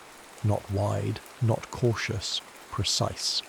Commander Valos Kryn's squadron arrives already aligned, their vectors threaded through the same collapsing corridors Karen has just vacated. No hesitation, no scatter. Their engines burn clean, confident, as if the belt were a solved equation. Blaster fire lances forward. The first bolts shear across spinning rock faces, carving molten scars that smear into darkness as the asteroids rotate away. Tala Ren's hands move without pause, coordinating turret arcs as the ships roll and yaw, her firing solutions existing only in the space between prediction and faith. Suppressive pattern delta, she calls. Not loud, not urgent, just necessary. Turrets answer, saturating the space Karen is about to abandon. The bolts don't chase targets, they deny territory. Imperial pilots break. Just enough to survive, their formations tightening instead of scattering. They're good, Tala notes, too good to panic, too disciplined to overcorrect. The belt thickens ahead, not denser yet, just less honest. Gravitational eddies tug at the ships, subtle enough to be ignored until they aren't. Karen leans into it, compensating by instinct, pushing thrust past what the engines like. Speed replaces safety. It always has. An interceptor clips an asteroid fragment, a misjudgment measured in centimetres, and spins out of formation. Not destroyed, just removed from relevance. Karen doesn't watch it go. The gain is immediate. Sensor interference blooms as the convoy reaches the inner clusters, returns overlapping until navigation becomes suggestion instead of instruction. Karen smiles without realising it. Keep it tight, he says, not slow, never slow. The rear ship lags, not by choice. A glancing hit blooms along its port quarter, energy washing across the engine housing. Output drops. Not catastrophic. Worse, inconsistent. The ship surges, stutters, surges again, its vector wobbling just enough to be noticed. Inside its hull, unsecured cargo breaks free. Containers shear loose, mass becoming opinionated. The deck flips. Gravity reasserts itself sideways, then not at all. Crew slam into bulkheads, into each other, into walls that are no longer walls. Karen feels it before he sees it. The convoy stretches, distance grows teeth. Report, he demands. Static, then breath. Engines unstable. We're compensating. Compensating costs fuel. Fuel is time. Time is mass. Imperial interceptors adjust. They don't fire immediately, they don't need to. Their formation shifts, hunter pairs sliding outward, closing lateral escape vectors with the patience of doctrine. Kryn watches the convoy through layers of sensor distortion and ignores the noise. The belt complicates, but it does not confuse. Not yet. He tracks Keren's choices, not his ship. Speed over caution, momentum over margin, predictable. Maintain pressure, Kryn orders. No kills, herd them. His pilots obey without comment. They always do. Blaster fire resumes, precise now, forcing the smuggler's damaged ship into narrower corridors. The belt answers with tremors as asteroids exchange momentum nearby. Collisions slow enough to be visible, inevitable enough to be feared. Tala shifts firing patterns, predictive saturation replacing accuracy. She isn't aiming anymore. She's arguing with futures, trying to make some of them uncomfortable enough not to happen. Rear ship can't hold this vector, she reports.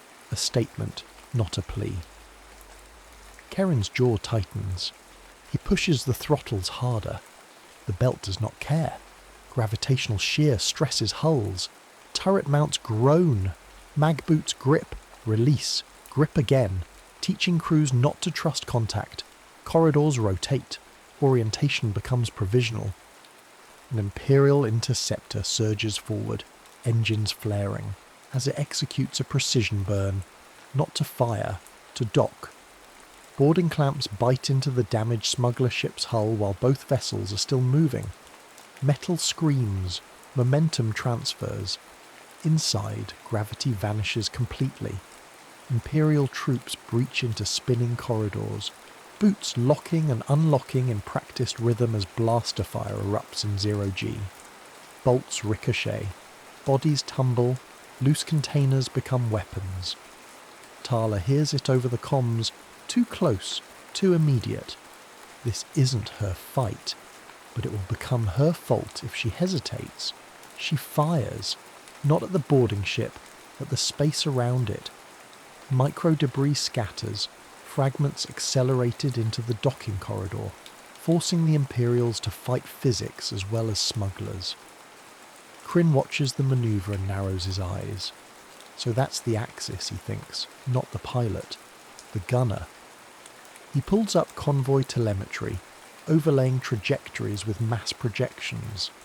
The smugglers aren't running blind. They're running towards something.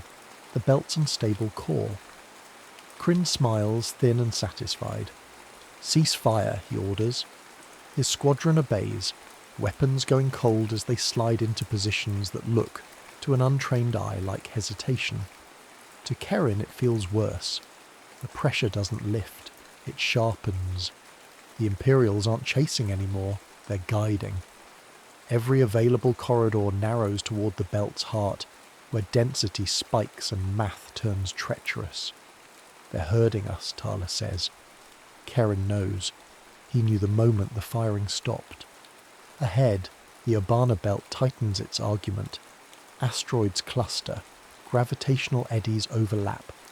The nav computer spits out solutions that look clean and feel wrong. Behind them, the damaged ship struggles, its presence a constant drag on Keren's decisions.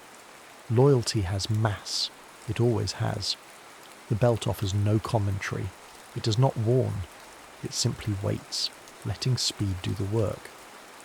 Keren keeps the throttles open. There are no safe routes now, only survivable ones. The Obana belt closes in without accelerating. Density increases not as a wall, but as a loss of generosity. The intervals between collisions shorten. The margins that once forgave late decisions evaporate. Keren feels it in the way his hands stop drifting between controls and begin locking to them, movements sharper, less exploratory. The convoy no longer flies through space, it negotiates with it. Fuel draws spiking, a voice reports from engineering. Not alarmed yet, that comes later. Keren watches the numbers anyway. He knows what they mean. Every correction costs thrust. Every correction compounds the next. Speed demands interest. Asteroids loom closer now, iron-dense bodies whose gravity wells bend trajectories just enough to punish complacency. The freighters slip past them on vectors that cannot be reused. Once a line is flown, it ceases to exist. Imperial interceptors divide, not evenly, intelligently.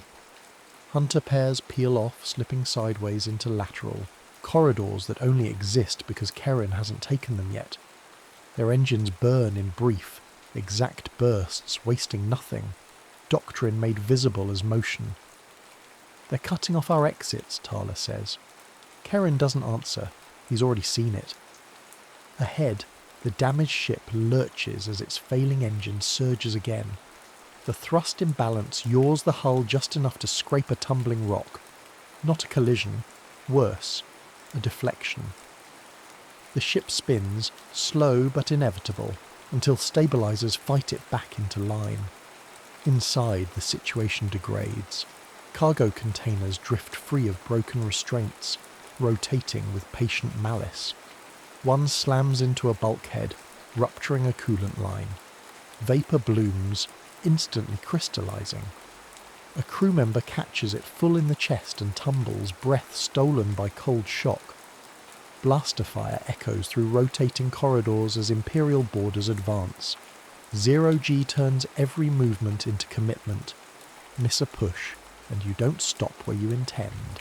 The smugglers fight with desperation sharpened by familiarity. They know their ship's quirks. They know which handholds will still be there after the next rotation. It keeps them there, but it doesn't give them ground. On the lead freighter, Tala shifts posture, bracing against nothing as turret feedback rattles her harness. Targeting locks are gone now. Sensors return overlapping ghosts, mass shadows bleeding into one another. She stops asking the computer for permission. Predictive saturation fire becomes instinct. She fires into spaces Imperial pilots want to be in a second from now. Sometimes it works, sometimes it doesn't. She never gets confirmation, only absence. An interceptor flashes across her firing arc and vanishes behind a spinning slab. No explosion, no proof, just gone. Keren threads the convoy through a narrowing corridor where asteroids exchange momentum like slow, lethal thoughts. One wrong vector, and the entire argument collapses into debris. Rear ship can't maintain thrust parity, engineering reports again, this time with strain. Keren grits his teeth. He adjusts speed downward by a fraction. The belt notices immediately. Gravity pulls harder. The corridor tightens. An asteroid tumbles into their projected path that wasn't there a second ago. Keren jerks the controls, engines howling as he burns fuel to reclaim the speed he just surrendered. Lesson learned. Speed is not optional. It is rent. Imperial pressure increases without gunfire. Hunter pairs slide closer. Their presence felt more than seen. They don't force mistakes. They wait for them. Inside the damaged ship, the boarding clamps creak as stress accumulates. The attached interceptor shudders, its mass altering the freighter's spin in subtle, malignant ways.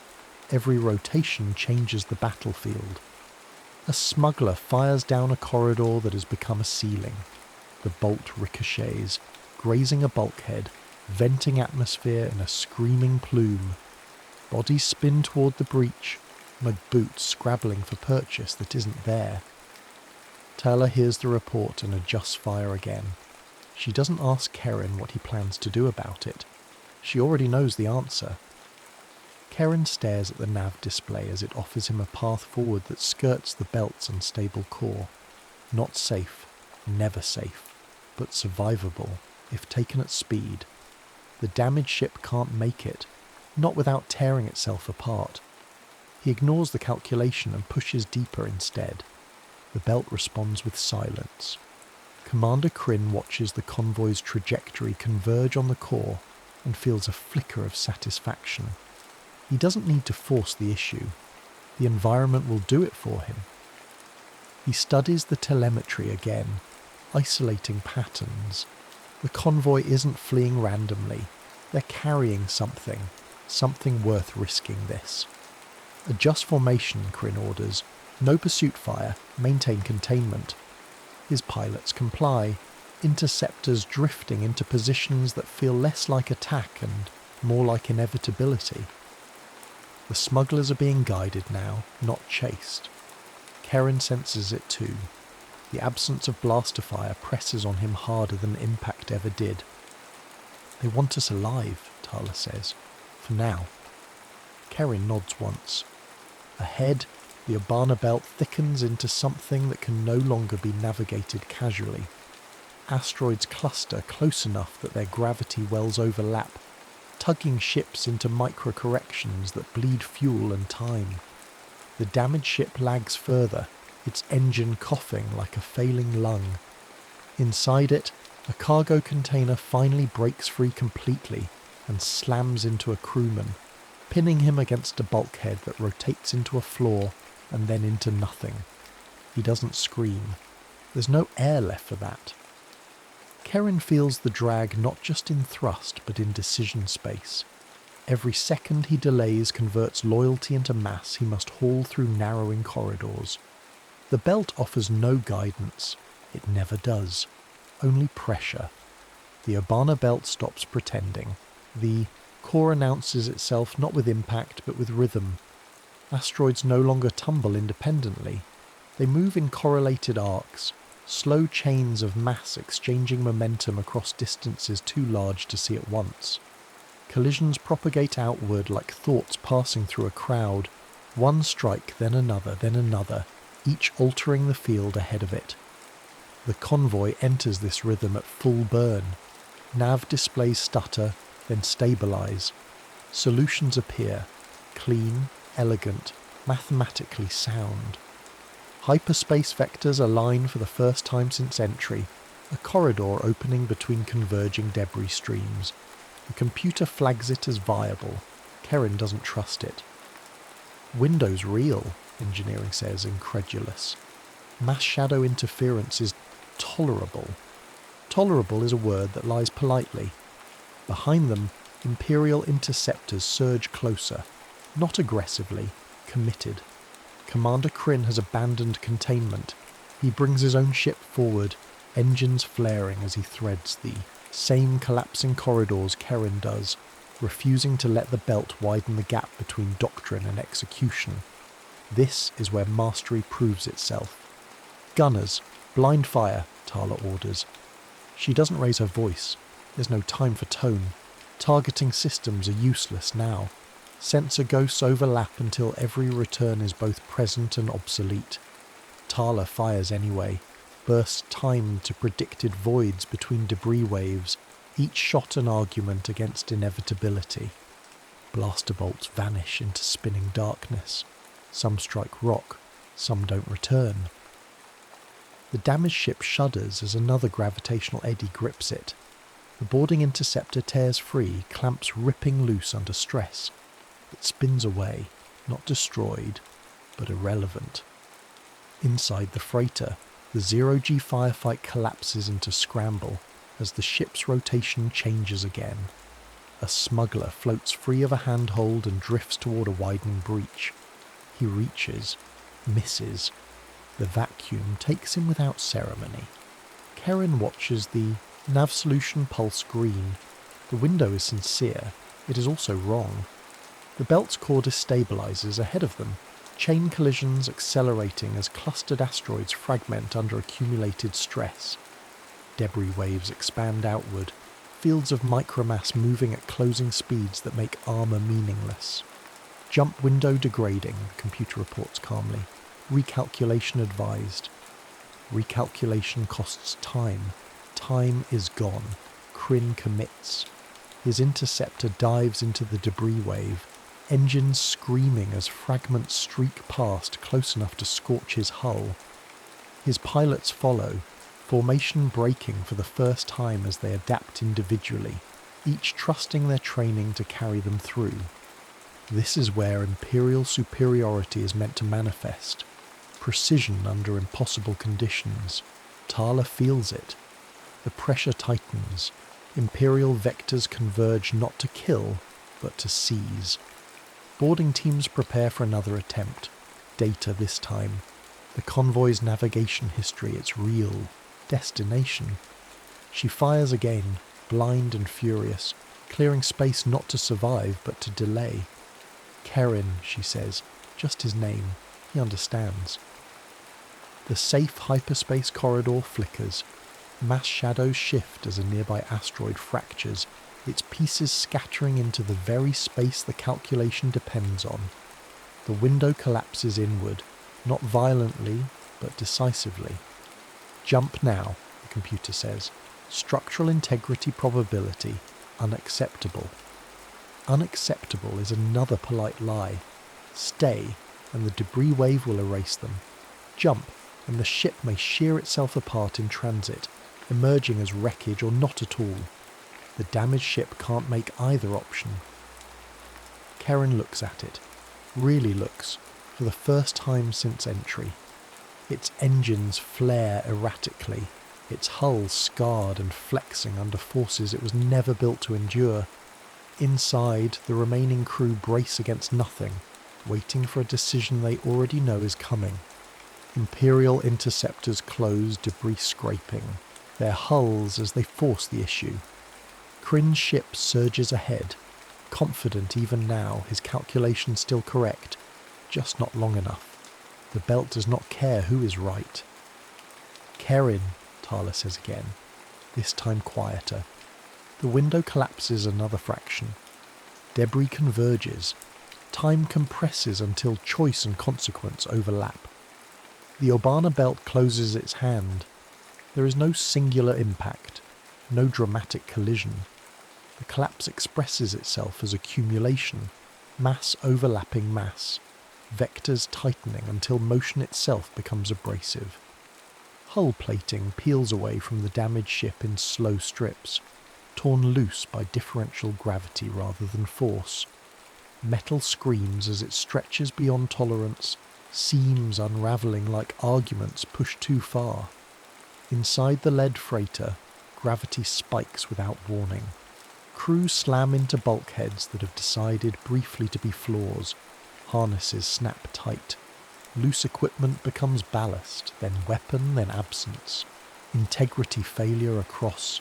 Multiple frames, engineering reports. Not panicked, resigned. Karen's hands move continuously now, no longer steering so much as negotiating. Every micro-adjustment costs thrust. Every burn narrows the future. Autopilot disengages itself. Logic loops collapsing under conflicting inputs. Manual control only. Tala's turret judders as a fragment clips the housing, sending a shiver through the mount. She compensates by feel, firing short bursts to shred incoming micro-debris, clearing a corridor barely wide enough for the ship's silhouette. She isn't aiming anymore, she's carving seconds. Imperial interceptors lose cohesion, not all at once, one by one. A pilot misjudges closing speed and vanishes in a flash of pulverized hull. Another clips a tumbling rock and spins away, engines dead, his ship becoming just another piece of the belt's argument. Commander Kryn remains. His interceptor weaves through the collapse with brutal elegance, his calculations updating faster than doubt. He ignores the losses. Doctrine allows for attrition. Control is maintained as long as he remains. Ahead, the hyperspace window collapses further, debris bleeding into its margins. The math still works. The physics does not. Jump solution degrading, the computer intones. Probability of survivable transition decreasing. Karen stares at the numbers and finally stops trying to improve them. He looks at the damaged ship again. It drifts half a vector behind now, its engine output flickering, its hull flexing visibly as overlapping gravity wells pull it in opposing directions. The ship is no longer failing. It has failed. It is simply still present. Keeping it with them requires thrust they do not have. Letting it go requires a decision Karen has avoided since the first hit. Tala, he says. She doesn't answer immediately. She knows what's coming. Clear the path, he finishes. There is no argument, no acknowledgement, only action. Tala swings the turret, firing into the debris stream ahead of the convoy, detonating smaller fragments, shoving mass aside just enough to open a collapsing pocket. The space will not hold, it will briefly exist. Behind them, the damaged ship surges forward as Karen cuts thrust for a fraction of a second, just enough for it to align. Then he burns. The damaged ship cannot match the acceleration. Its pilot fights the controls, engines flaring in protest as the ship drifts sideways into the debris flow. The belt takes it gently at first, scraping, bending, tearing, then decisively. The ship folds, hull collapsing inward as mass shadows converge. It does not explode. It simply ceases to be navigable. The path clears. Karen does not look back. Commander Kryn sees the opening and commits fully, his interceptor surging after the surviving freighter, engines screaming as debris scours his hull. His calculations say he can make the jump if he stays inside the pocket. His calculations are correct. They are also late. Gravity spikes again, slamming the crew into their restraints as Karen aligns the freighter manually, thrust vectors matched by instinct rather than system. Tala continues firing, clearing micro-debris as alarms cascade around her. "Jump now," engineering says. Karen pulls the lever. Hyperspace tears open inside the collapsing pocket, space folding violently as debris rushes inward. The freighter vanishes into the breach as the Obana belt closes behind it. Kryn follows. For a fraction of a second, his interceptor rides the same vector, hyperspace snapping at its edges. Then the mass shadow shifts, just enough. The window collapses. Kryn's ship disappears, not into hyperspace, but into convergence. There is no explosion, no signal, just absence where doctrine insisted there would be continuation. The belt smooths over the disruption as if nothing passed through. Hyperspace does not forgive. The freighter tears through it misaligned, systems screaming as stressed hull, frames protest the transition. The jump lasts seconds too long and ends too abruptly, the ship slamming back into real space with a wrenching shudder that snaps conduits and throws sparks like blood. Stars resolve. Not the Obana belt. Open space. Empty. Indifferent. Survivable. The ship lurches as structural damage asserts itself. Hull sections vent atmosphere in thin, shimmering plumes before emergency fields snap into place. Gravity flickers, settles, flickers again. Karen does not slow down. "Throttle steady," he orders, voice flat. We keep moving. There is no celebration, no relief, only procedure. Tala's turret locks forward, barrels glowing, her hands still firing in reflex for a heartbeat, after there is nothing left to clear. She forces herself to stop, fingers trembling as silence rushes in to replace the constant roar. "Debris gone," she reports, a statement of fact. Nothing more. Engineering runs damage assessments that come back incomplete, then stop. Entirely as systems prioritise keeping the ship in one piece over explaining how. Power reroutes. Secondary systems fail quietly, without alarms. The freighter lists, then stabilises. Behind them, there is nothing. No pursuit, no sensor ghosts, no Imperial signatures. The Obana belt has erased itself from the map as thoroughly as it erases trespassers. Wreckage does not follow. Evidence does not persist. Karen stares at the nav display, watching the jump coordinates decay as if embarrassed to have existed at all. He inputs a new vector by hand, one that does not lead anywhere safe, only away. "Set course," he says. The engines respond with a tired groan and comply. Inside the ship, the survivors move slowly, checking restraints, sealing breaches, stepping around spaces where people used to be. Names are not spoken. Not yet. Inventory comes later. Grief is postponed by motion. Tala unstraps herself and floats briefly as gravity falters again, boots finding the deck just as it stabilizes. She looks at the empty space on her tactical display where Imperial interceptors once crowded and feels nothing she can identify. "Kerin," she says, softer now. Not a warning, not a request. He doesn't answer immediately. His hands remain on the controls, knuckles white, eyes forward. "We're clear," he says at last. Not victory, just status. The cargo hold indicators blink green. The shipment is intact. Speed has done its job. The freighter accelerates, engines pushing harder than they should, carrying damage, silence, and loss into the dark between systems. There will be time later to count what's gone. For now, momentum is enough. Behind them, the Obana belt continues its slow, private argument between mass and motion, smoothing over the scars of the collapse until even absence forgets itself. No one remembers who ran faster, only that something did. The ship disappears into open space, accelerating without pause, without witnesses, without ceremony. Speed wins, loss remains.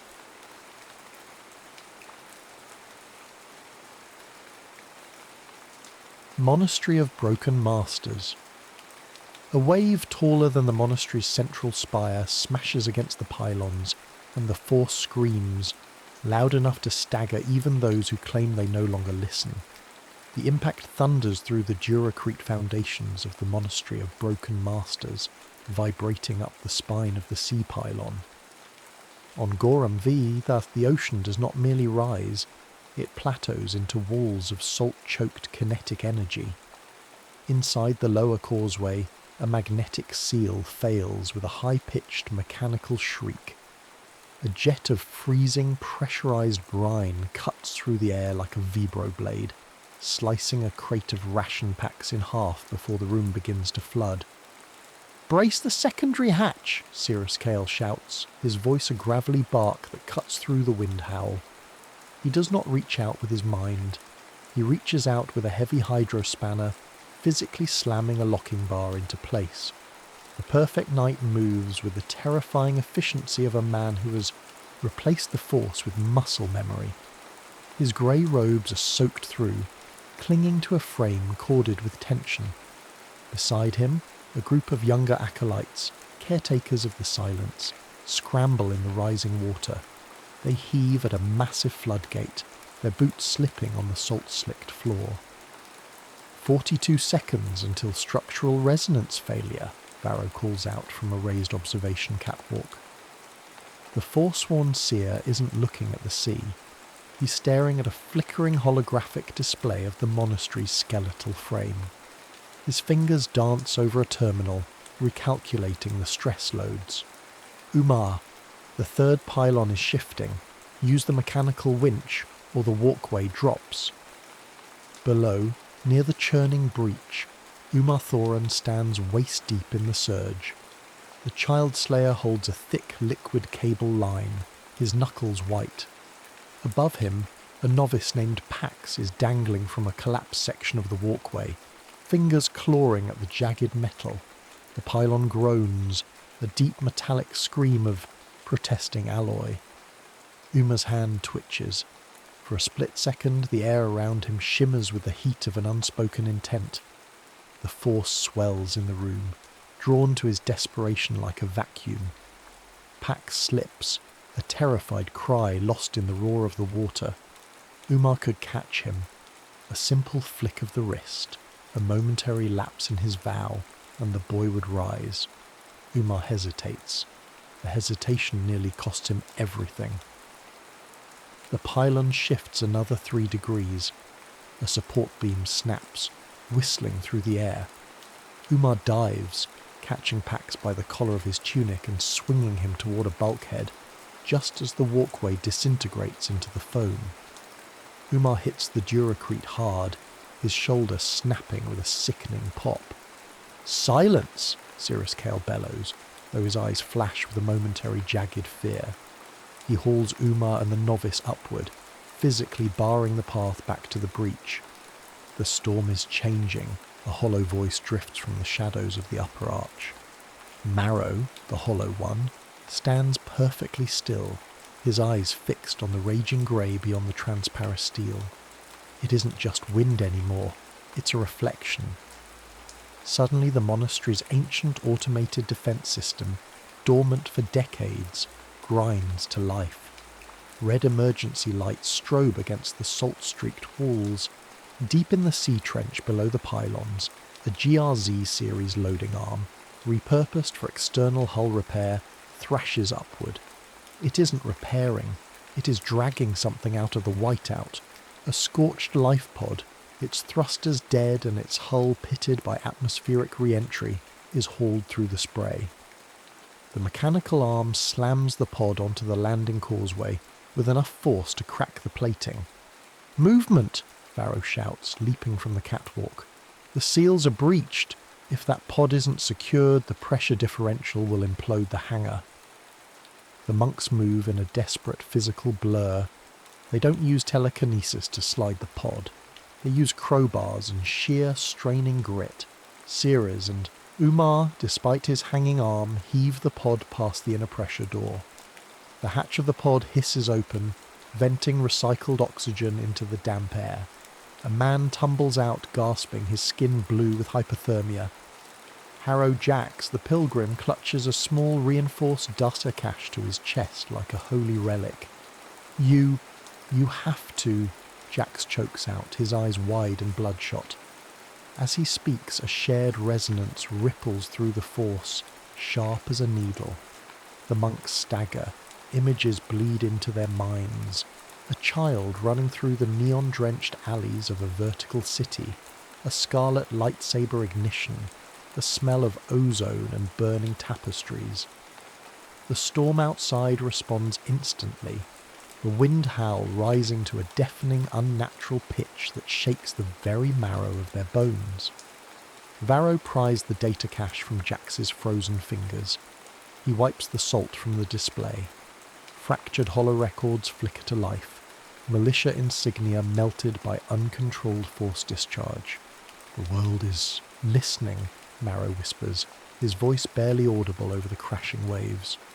Outside, the ocean boils. The force is no longer a whisper in this monastery.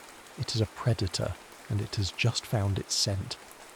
The inner sanctum of the monastery smelled of ozone, old damp stone, and the sharp, metallic tang of drying salt. Harrow Jax lay on a low stone slab in the infirmary, his breathing ragged.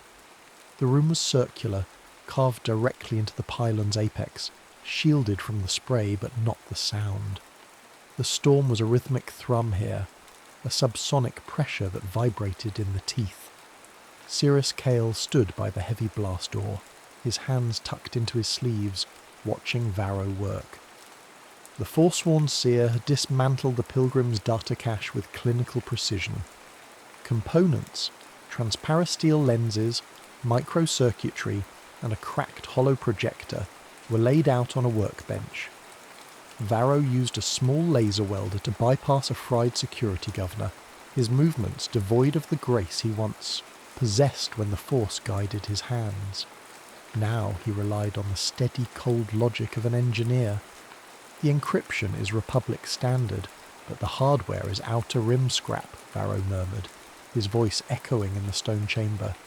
It's a patchwork. Someone didn't want this recorded, and they certainly didn't want it found. "It should not have been brought here," Cirrus said, his voice a low rumble. "We are the broken. We do not adjudicate. We do not interfere." "Interference found us, Cirrus," Varro countered without looking up. "The resonance we felt when he arrived. That wasn't just a psychic echo. It was a beacon. If we can feel it, the entity beneath us can feel it." Harrow Jax stirred on the slab. His eyes snapped open, fixed on the vaulted ceiling. "The child," he rasped. "The choice. I couldn't make it. They said you were the only ones left who knew how to live with the weight." Umar Thoran, leaning against the far wall with his injured arm strapped tight in a makeshift synth mesh sling, shifted uncomfortably. We aren't teachers, traveller, we are ghosts. You are Jedi, Jax spat, coughing up a spray of seawater. You don't get to be ghosts while the galaxy burns. We are the reason the galaxy burned, Umar snapped back, his voice cracking. My hands, they aren't for helping anymore. The room suddenly felt smaller. The temperature dropped, and the phosphorescent glow globes dimmed, flickering in a slow, pulsing rhythm that matched Jax's elevated heart rate. On the workbench, a small metal cylinder began to roll slowly toward the edge, vibrating against the stone. Varro caught it before it fell. He looked at the cylinder, a simple data stick, then at Jax. What is on this, Jax? Why did it scream? Jax looked at each of them in turn, his gaze lingering on Marrow, the hollow one, who sat in the corner staring at nothing. It's a record of the attrition of Coda. A Jedi, not one of you, someone younger, was faced with a tactical fork, save a village of 300 or stop a biological release that would sterilize a sector. He hesitated. He tried to calculate the moral path. He did neither. The release happened, and the village was razed anyway. Jax reached out, his hand shaking. I was the militia captain. I watched him stand there, his sabre unlit, praying for a sign that never came. He died in the fire, but he left the cache. He said I had to find the ones who stopped choosing, because choice is a curse. Restraint is not a curse, Cirrus said, though the conviction in his voice wavered. It is a shield. A shield for who? Jax asked, his voice a whisper. The world, or your own consciences. The wind outside shifted. The windscreen turned into a low, mournful howl that seemed to articulate the very guilt Jax was pouring into the room. The monastery was no longer just a building. It was a sounding board. Varro finally bypassed the last security layer. A holorecord shimmered into existence above the workbench. It was grainy, distorted by salt damage. It showed a young man in tan robes standing in the middle of a burning plaza. His face was a mask of agony. He wasn't fighting. He was kneeling, his eyes squeezed shut while screams echoed in the background. Look at him, Varro whispered. He's doing exactly what we swore to do. He's being silent. He's refusing to shape the future. And the future shaped itself over his corpse, Umar said, his voice thick with loathing. Enough, Cirrus commanded, stepping forward. This is why the vow exists. We do not have the wisdom to play God with lives. We only have the power to destroy. But the entity, Marrow spoke from his corner, his first word since the breach. Everyone turned. The Hollow One's eyes were wide, reflecting the flickering holorecord. It isn't eating the boy's failure, it's eating our reaction to it. Marrow stood, walking toward the centre of the room. He pointed at the floor. The salt-crusted stone was beginning to crack. Not from structural failure, but from a localised pressure, as if the floor itself was trying to inhale. The entity is a parasite of repressed will, Marrow continued, his voice hauntingly calm. For decades we have sat here, pushing our desires, our guilt and our power into the dark. We thought we were burying it. We were only feeding it. And now Jax has brought a mirror. He has shown us what our silence looks like in the real world. Suddenly a console on the wall sparked. A high-pitched alarm began to chime, not the flood alarm but a sensor sweep. Varro lunged for the terminal. Long-range scanners. The storm interference is high, but there's a signature in high orbit. It's moving in a search pattern. Imperial? Umar asked, his hand instinctively going to his empty belt where a lightsaber should have been. Worse, Varro said, his face pale in the holographic light. It's a Vindicator-class heavy cruiser. They aren't looking for a monastery. They're looking for a force resonance, and the way Jax is bleeding his guilt into the force, we're lighting up Gorham V like a sun. We seal him in the salt vaults, Cirrus said, his voice hard. We suppress the signal. We return to the silence. The vaults are corroding, Cirrus, Varro shouted. Did you not see the lower halls? The entity is breaking the pylons from the inside out. If we go into the vaults, we aren't hiding. We're putting ourselves on the dinner plate. The pylon groaned again, a deep tectonic shudder that knocked Jax from the slab. The hollow record of the burning village flickered and died, but the scream of the young Jedi in the recording seemed to linger in the air, merging with the howl of the storm. "He came for guidance," Marrow said, looking at the cowering Jax. "But we have none. We only have fear." "I have a countdown," Varro interrupted, his eyes glued to the screen. "The cruiser is adjusting its trajectory. They'll have a visual on the Monastery in 20 minutes once they drop below the cloud ceiling. If they see these pylons, they'll level the spire just to be sure." "We can't fight a cruiser," Umar said. "We can't even fight ourselves," Jax added, looking up at the broken masters with a look of profound, devastating realization. Sirius Kale looked at the data cache, then at the storm-lashed window. The lore objective, the truth Jax carried, was no longer a secret. It was a target. "To the secondary pylon," Sirius ordered. "We move the Pilgrim. We prepare the evacuation shuttles. If the Empire finds us, they find an empty shell." "And the entity?" Varro asked. "The entity can have the silence," Sirius said, turning away. "We have to survive the noise." The Vindicator-class heavy cruiser, a jagged shard of Imperial steel, tore through the cloud ceiling of Gorum V. Its ion engines roared like dying gods, ionizing the rain into streaks of blue fire. Inside the Monastery's secondary pylon, the air was screaming. It wasn't just the wind. The internal stabilizers were losing their fight against the entity coiled around the foundations. Gravity fluctuated wildly. One moment, Varro was sprinting down a Duracrete corridor. The next, he was slammed against the ceiling as the pylon groaned, tilting another 4 degrees into the churning abyss. "The hangar bay is sheer ice," Varro shouted into his comlink, his voice competing with the subsonic hum of the pylon's distress. "The Empire is dropping TIE/SH shuttles. They aren't waiting for a landing clearance." "They won't get one," Sirius Kale's voice crackled back. "Umar, activate the point defense grid. If those shuttles touch the causeway, the shockwave will finish what the storm started." Umar Thoran reached the manual override for the pylon's defensive battery, a twin-light laser cannon turret designed for pirate deterrence. His injured arm screamed in protest, the synth mesh sling damp with blood. He slammed his good hand onto the firing stud. Outside, the turret hissed as it tracked a descending shuttle. Red bolts of coherent light lanced into the grey dark. The Imperial shuttle, an armoured Sentinel class, banked hard, its shields flaring. It returned fire, its heavy blasters chewing into the Monastery's upper spire. Chunks of stone and metal rained down. A massive gargoyle pylon, carved to resemble an ancient seafaring beast, shattered under a direct hit. The debris plummeted through the hangar roof, crushing one of the few remaining evacuation skiffs. "Loss of Skiff 1!" Varro yelled, sliding into the hangar deck. The floor was a chaotic mess of freezing water and sparking cables. Harrow Jax was huddled behind a stack of Durasteel crates, clutching the data cache as if it were his own heart. "They're here," Jax whispered, his eyes wide.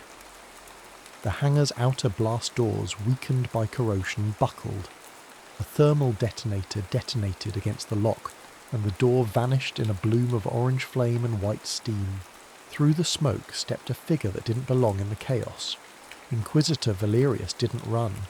He walked. His black robes trailed in the freezing brine, and his silver-masked face caught the strobing red of the emergency lights.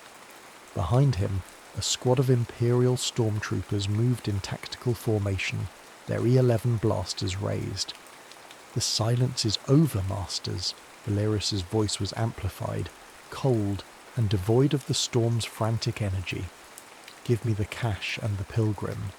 The Empire does not tolerate moral vacuums."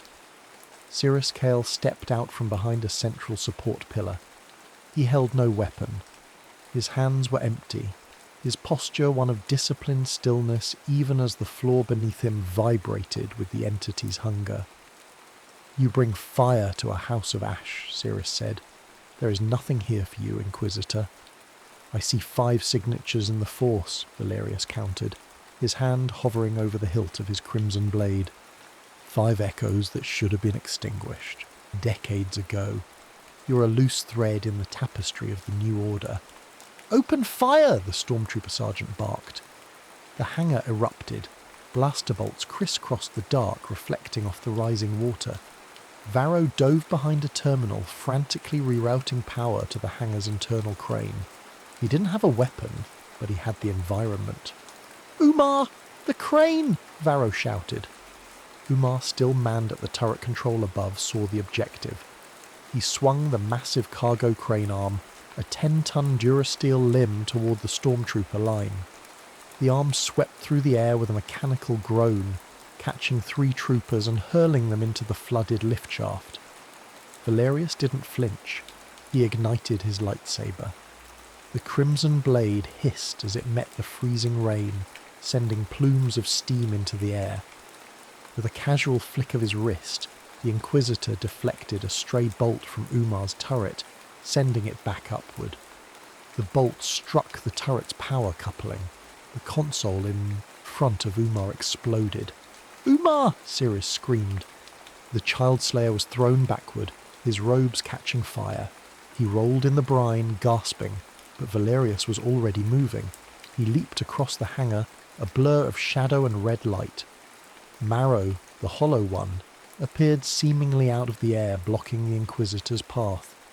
He used a heavy industrial torch as a makeshift staff, his movements eerie and disjointed. For a moment the two clashed, the high-pitched whine of the lightsaber meeting the reinforced metal of the torch. But Marrow was no match for a trained killer. Valerius used a force shove, a localized burst of kinetic pressure that sent Marrow flying into the salt vault entrance. The entity responded. The floor of the hangar buckled upward. A geyser of black, oily water erupted from the centre of the deck. Gravity vanished. Everyone was lifted into the air, stormtroopers, monks and the pilgrim, as the monastery's very soul seemed to turn inside out. "It's eating." "The violence!" Varro yelled, clawing at a handrail. "Cirrus! The resonance is peaking. The pylon is going to shear." Valerius, suspended in mid-air by the force anomaly, looked toward the salt vaults. The sealed doors were glowing with an internal, sickly light. The lightsaber vault. "So that's where you keep them," Valerius sneered. He thrust his hand toward the vault doors, using the force to rip the corroded seals. The metal shrieked and tore away like parchment. Inside, hundreds of hilts, the legacy of the broken masters, clattered to the floor. But the entity didn't want the sabers, it wanted the masters. The central pylon groaned, a sound of final, irreversible destruction. The primary support strut, a massive column of reinforced permacrete, snapped. The entire hangar deck began to slide toward the ocean. "The Pilgrim!" Cirrus shouted, lunging through the zero-gravity chaos toward Jax. He caught Jax's arm, but a stormtrooper, desperate and dying, fired a blind shot. The bolt didn't hit Cirrus. It hit the support cable holding the secondary evacuation skiff. The skiff, the monk's only way off the world, slid out the open hangar door and plummeted into the whiteout. "No!" Varro's voice was a sob. The loss was absolute. Without the skiff, they were trapped on a collapsing spire in a storm that was now alive. Valerius landed on a piece of stable flooring as gravity slammed back into place. He stood between the monks and the only remaining exit, the precarious walkway to the primary spire. "The future is unwritten," Valerius said, raising his red blade, "but your chapter ends in the dark." The pylon shuddered again, and a massive crack opened in the ceiling. The ocean began to pour in from above, a drowning weight that threatened to pull the entire monastery into the crushing depths. The pylon didn't just groan, it screamed, a metallic wail that vibrated in the monk's teeth as the secondary spire tilted another 5 degrees. The ocean, a black, churning wall of salt and ice, poured through the shattered hangar roof. "The bridge is shearing!" Varro yelled. his voice barely audible over the roar of the water. He was clinging to a jagged spar of durasteel, his hands bleeding. "If we don't cross to the primary spire now, we're going down with the pylon." Cirrus Kale hauled Harrow Jax to his feet. The pilgrim was shivering violently, the data cache clutched to his chest like a shield. Cirrus looked toward the main causeway, the only umbilical cord left connecting them to the rest of the monastery. Inquisitor Valerius stood in their path, the red glow of his lightsaber reflected in the rising floodwater, a bloody smear in the dark. "You have nowhere to go, Master Kale," Valerius said. The Inquisitor's voice was calm, anchored by the dark side even as the floor beneath him buckled. "The storm has judged you. Why die for a silence that has already failed?" "Umar! The suppression vents!" Cirrus barked, ignoring the Inquisitor. Umar, Thorin, his shoulder a blackened mess of charred robes and synth mesh, crawled toward a manual override panel near the salt vaults. His good hand shook as he punched in a code. With a hiss of freezing nitrogen, the monastery's fire suppression vents erupted, not to douse a flame, but to create a screen. A thick white fog of cryogenic gas filled the hangar, obscuring the red blade of the Inquisitor. "Move!" Cirrus commanded.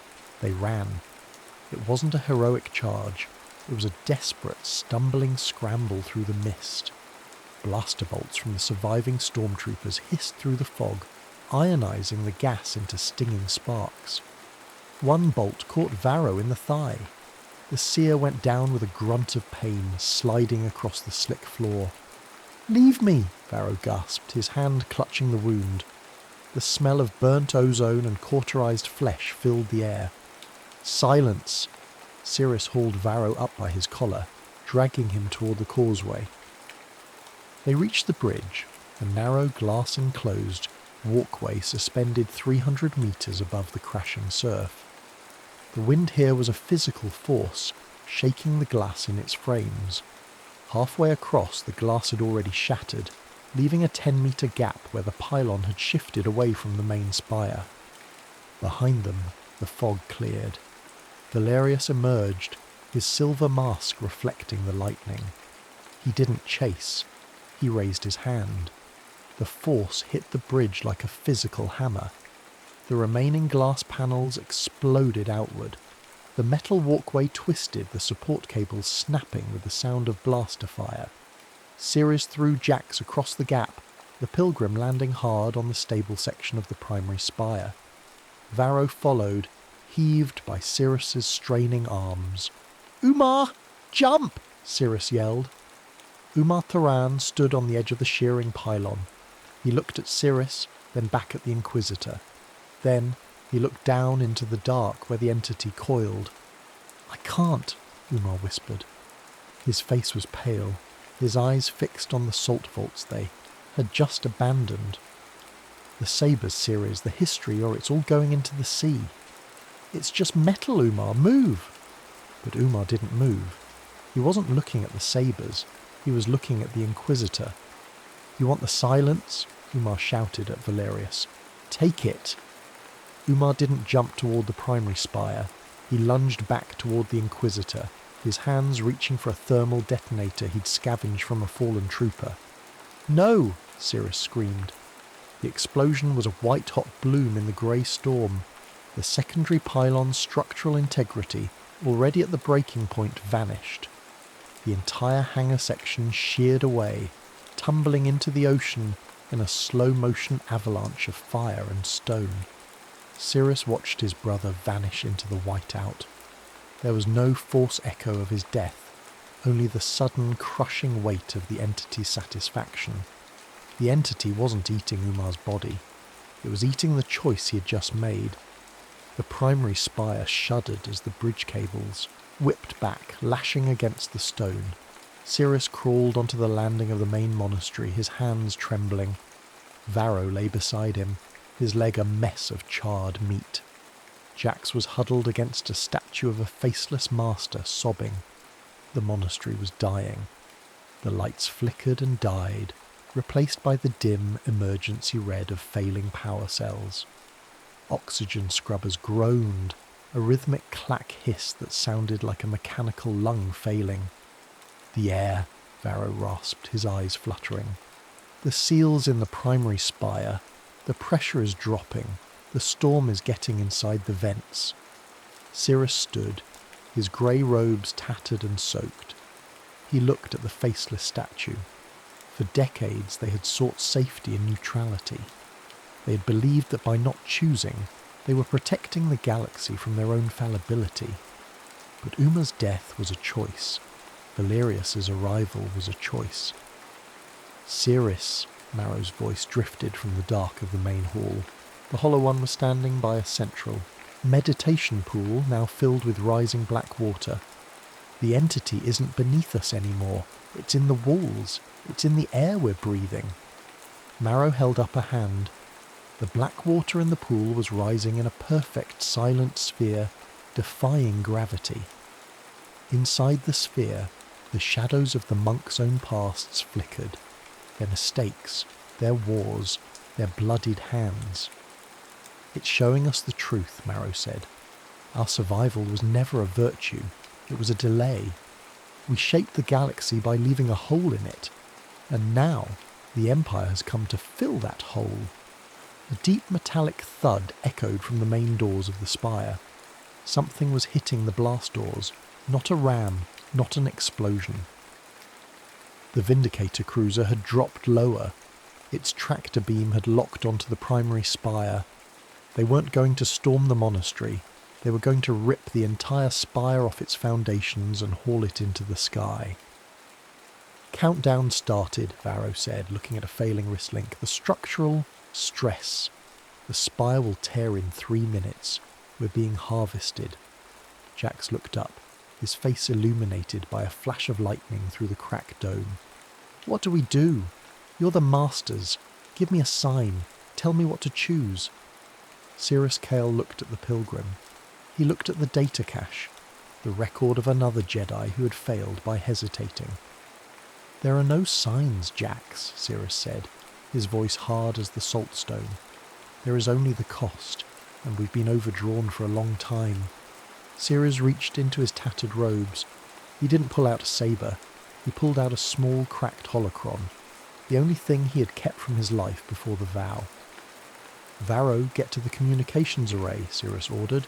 "We aren't going to hide the signal anymore. We're going to amplify it." "Amplify it?" Varro asked. "That'll bring every Imperial in the sector." "Good," Cirrus said. "Let them see what happens when the silence finally breaks." The spire groaned, the floor tilting upward as the tractor beam began to lift the monastery out of the sea. The primary spire of the monastery groaned as it was ripped from the ocean floor. The Vindicator cruiser's tractor beam was a pillar of invisible, crushing force, pulling the massive stone needle upward. Gravity inside the sanctum was a chaotic lie. Black seawater, now infused with the entity's oily darkness, flowed upward toward the ceiling in spiralling ribbons. "The structural integrity is at 3%, Varro screamed, his voice raw. He was lashed to a communications terminal by a length of power cable, his fingers flying across a flickering holopad.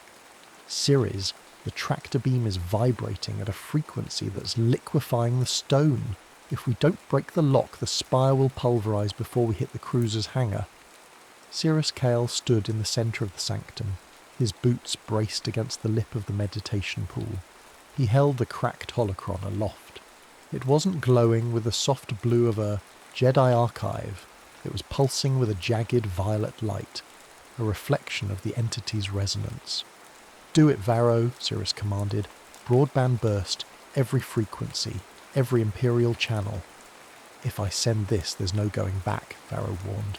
"The Empire will have the records of every failure we've hidden here. Our shame will be the galaxy's inheritance." "Our shame is already the galaxy's inheritance, Varro. Let them see the cost of silence." Varro slammed his hand onto the execute key.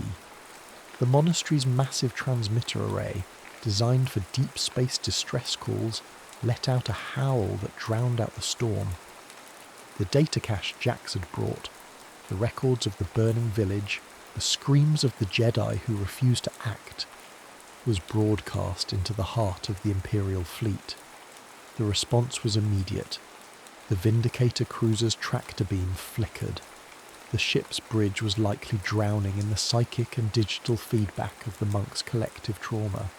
Suddenly, the Sanctum's main doors, 3 tons of reinforced durasteel, were blown inward. Inquisitor Valerius stepped through the smoke. His silver mask was scorched, his robes tattered and wet, but his crimson lightsaber was a steady, lethal hum. Behind him, the entity's shadows thickened, coiling around his limbs like a dark shroud. "You think a broadcast will save you?" Valerius's voice was a jagged rasp. "You have only confirmed why you must be erased. You are a cancer of conscience." Valerius lunged. He didn't move like a man. He moved like a strike of lightning. Cirrus didn't reach for a saber. He reached for the Force. The unused sabers, hundreds of them, had been sucked out of the lower vaults and were now floating in the 0G of the Sanctum, a swirling cloud of dead metal. Cirrus didn't ignite them. He used his mind to seize the entire cloud, turning the unlit hilts into a swirling kinetic hurricane. Valerius swung his red blade, a vertical slash intended to cleave Cirrus in. 2. Cirrus swept his hand across his body.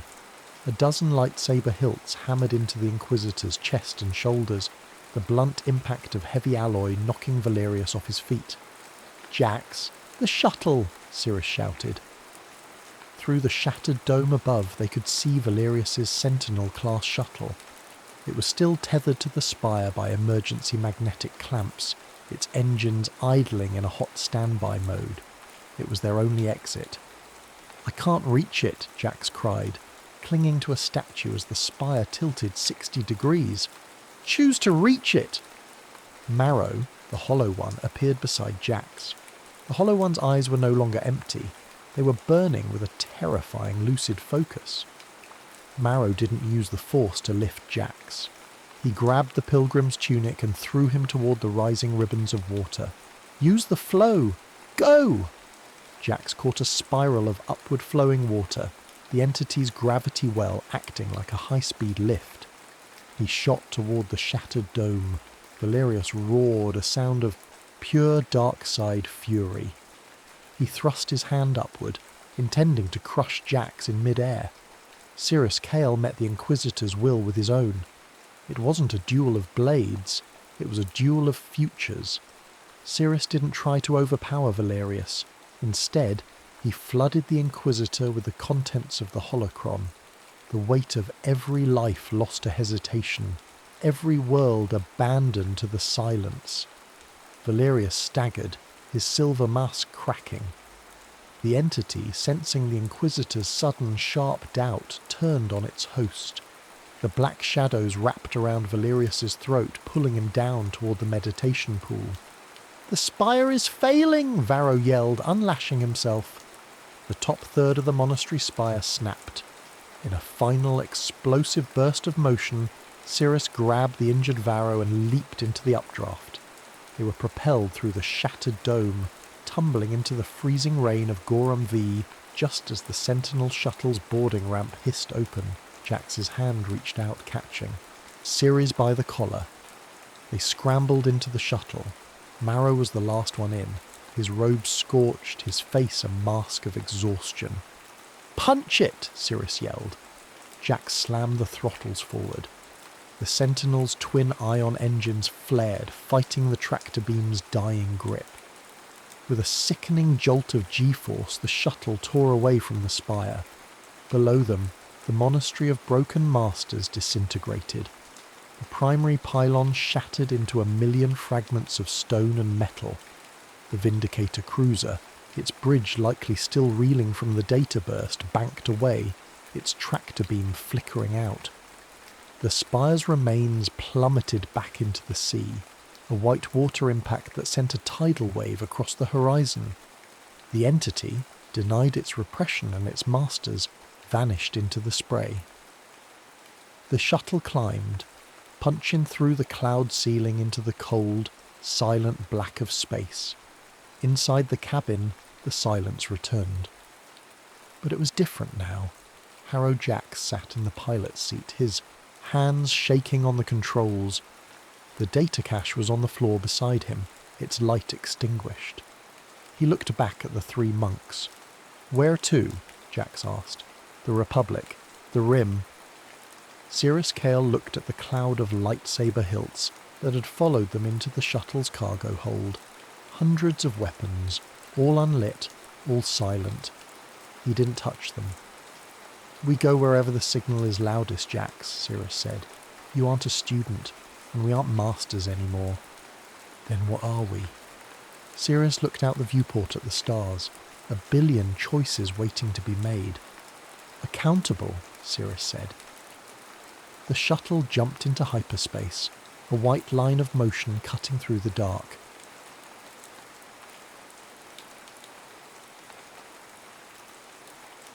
The last Mandalorian trial. The jetpack misfired just as the horn sounded. Not a catastrophic failure, nothing dramatic enough to excuse panic. Just a stutter in thrust, a brief asymmetry in lift that tilted Raiden Korda's body a few degrees off true vertical before the stabilizers corrected. In training, it would have been noted. In combat, corrected without comment. Here, it was a sentence. The horn's sound did not echo. The atmosphere on Carthax Minor was too thin, too exhausted by centuries of particulate fallout.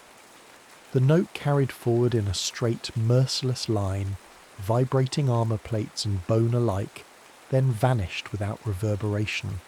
A signal without memory. An announcement meant only for those already listening. Raiden landed hard, boots skidding across fractured basalt. The ground here had once been molten. Now it was brittle, shattered into angular plates that shifted under weight like poorly stacked shields. His knee servos compensated late. Pain flared, sharp and diagnostic, then dulled as suppressants engaged. The trial had begun. Above him, contrails carved pale scars across the grey sky. Not all at once. That would have been theatrical.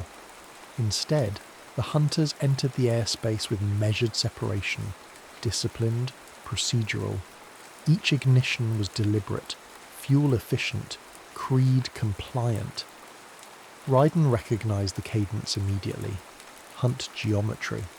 They were not trying to overwhelm him. Not yet. The opening phase demanded clarity. Establish the praise vector. Observe deviations. Allow hope to form. Raiden pushed forward into a collapsed mining trench, the walls sloughing dust as his armoured mass displaced ancient debris. His HUD flickered once as it recalibrated to the ambient radiation. Nothing alarming, but enough to degrade range certainty. The targeting reticles softened at the edges, their confidence reduced to probability. He did not curse the machine. He had taught others not to. Equipment failed. Warriors adapted. That was the creed as he understood it. He reached the trench floor and paused, not to hide, but to listen. Jetpacks screamed overhead. On this moon, sound travelled poorly sideways but carried brutally downward.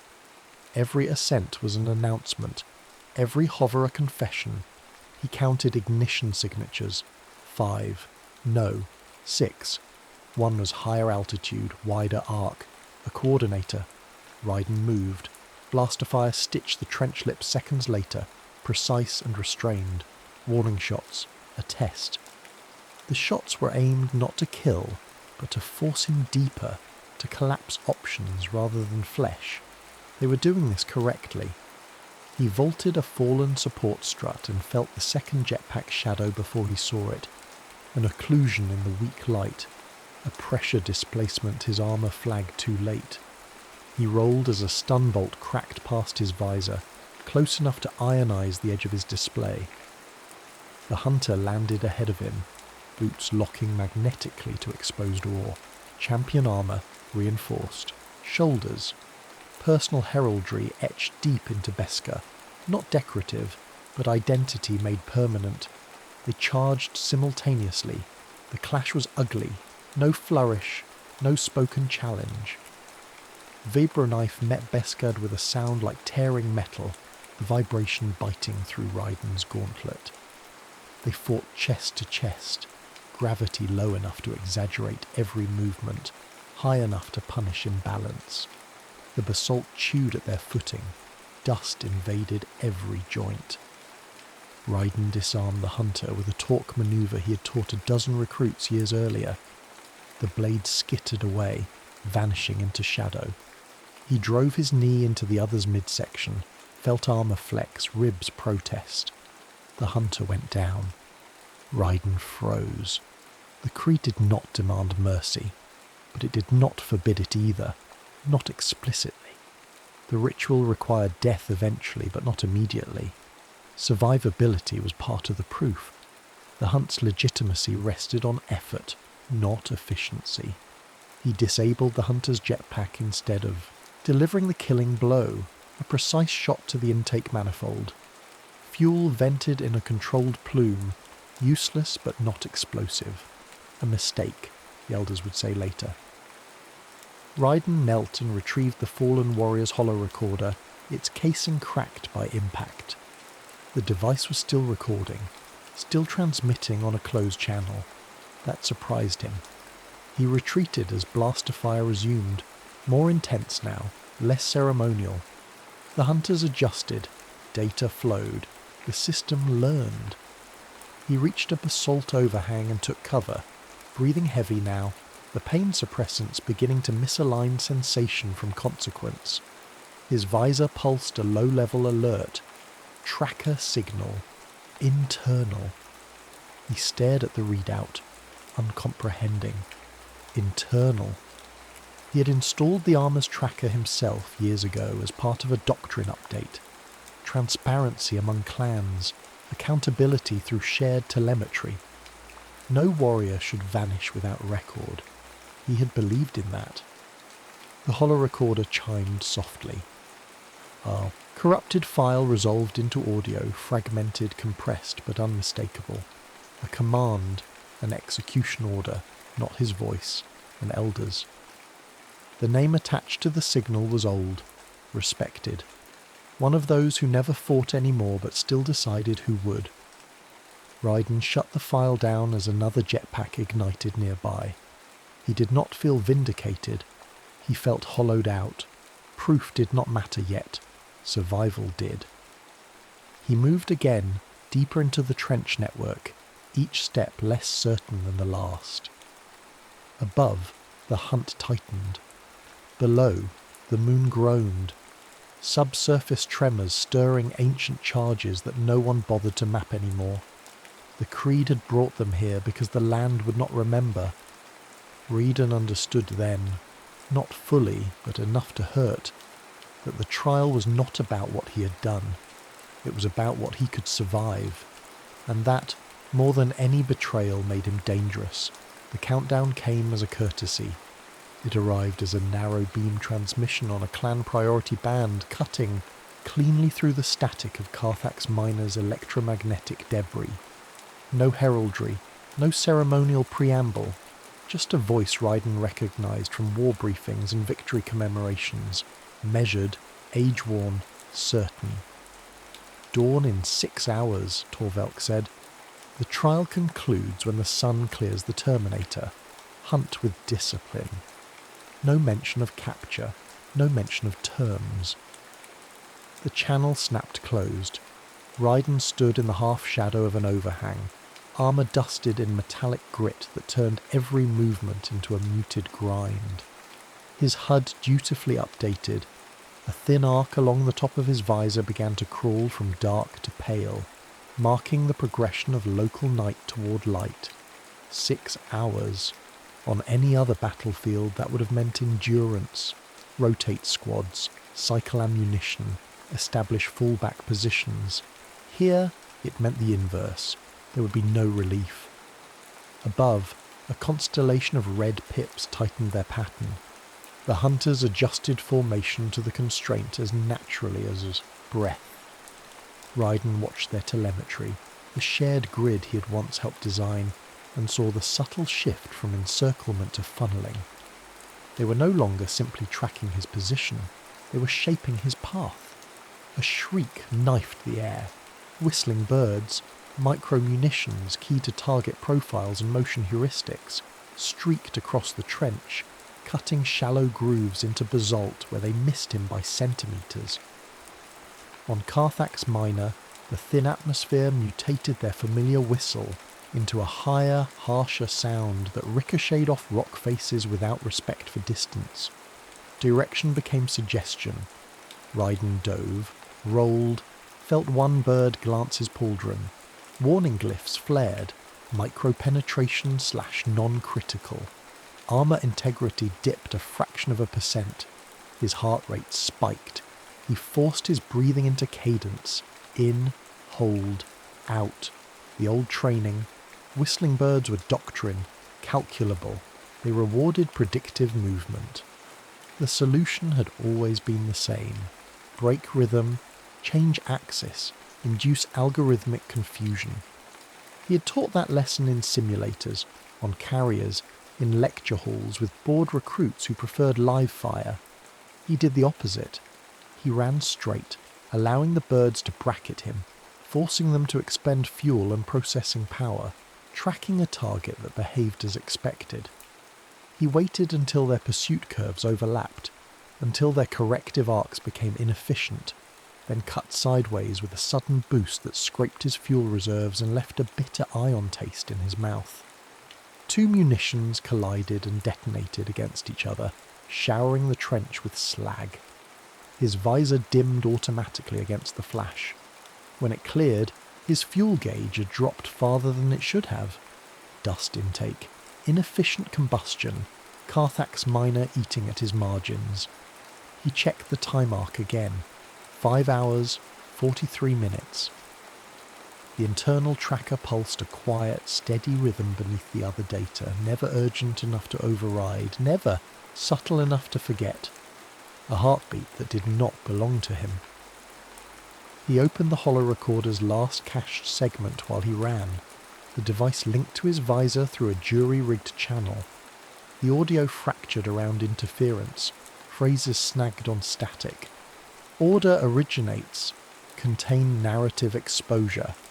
Trial must be visible, not survivable. The last line repeated, a result of corruption, but the meaning landed clean. Not survivable. He vaulted a narrow fissure, caught the opposite lip with both hands, and hung there for a moment longer than necessary, boots scraping at rock that refused clean purchase. The low gravity made the drop survivable, but the instinct to cling remained. Below, the fissure widened into darkness, edges lined with obsolete cables and ore veins half extracted. A good place to disappear. The hunters did not drive him toward it. They flanked instead, pressures from either side pushing him away from the fissure and toward a different quadrant of the map.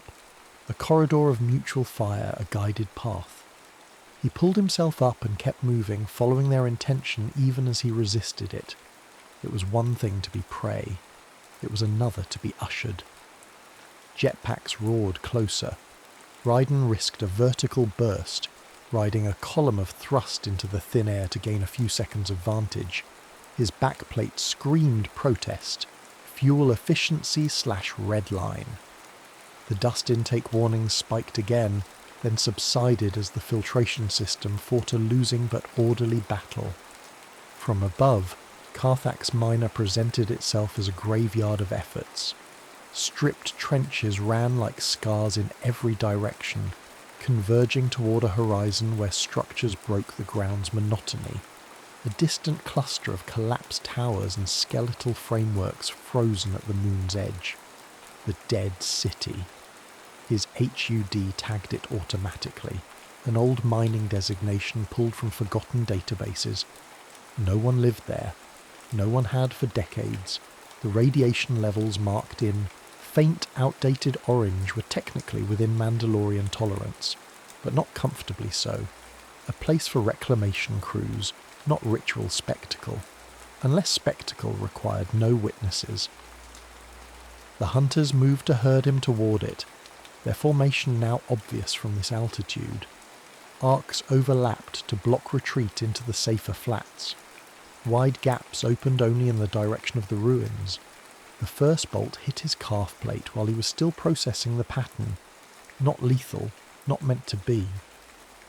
The impact spun him, destabilizing the jetpack's already strained gimbals. He corrected too slowly. Momentum carried him sideways into a column of dust-laden air rising from a recent whistling bird detonation. Engines coughed. Thrust dropped. He fell. The ground ended sooner than he expected. The trench became a canyon mid-plunge, its walls steepening, the floor dropping away as if the moon itself had shrugged during some forgotten catastrophe. Ryden registered the change an instant before he slammed into a jag of rock, armour screeching in protest. Pain punched through his torso, untidy and unfiltered. The suppressants lagged by a full second, overwhelmed by the abrupt spike. For that heartbeat of unmediated sensation, he understood every injury he had accumulated across years of campaigns and had politely ignored. He lay there, staring up at a slice of grey sky framed by jagged stone. Jetpack signatures crossed the aperture, distant and precise.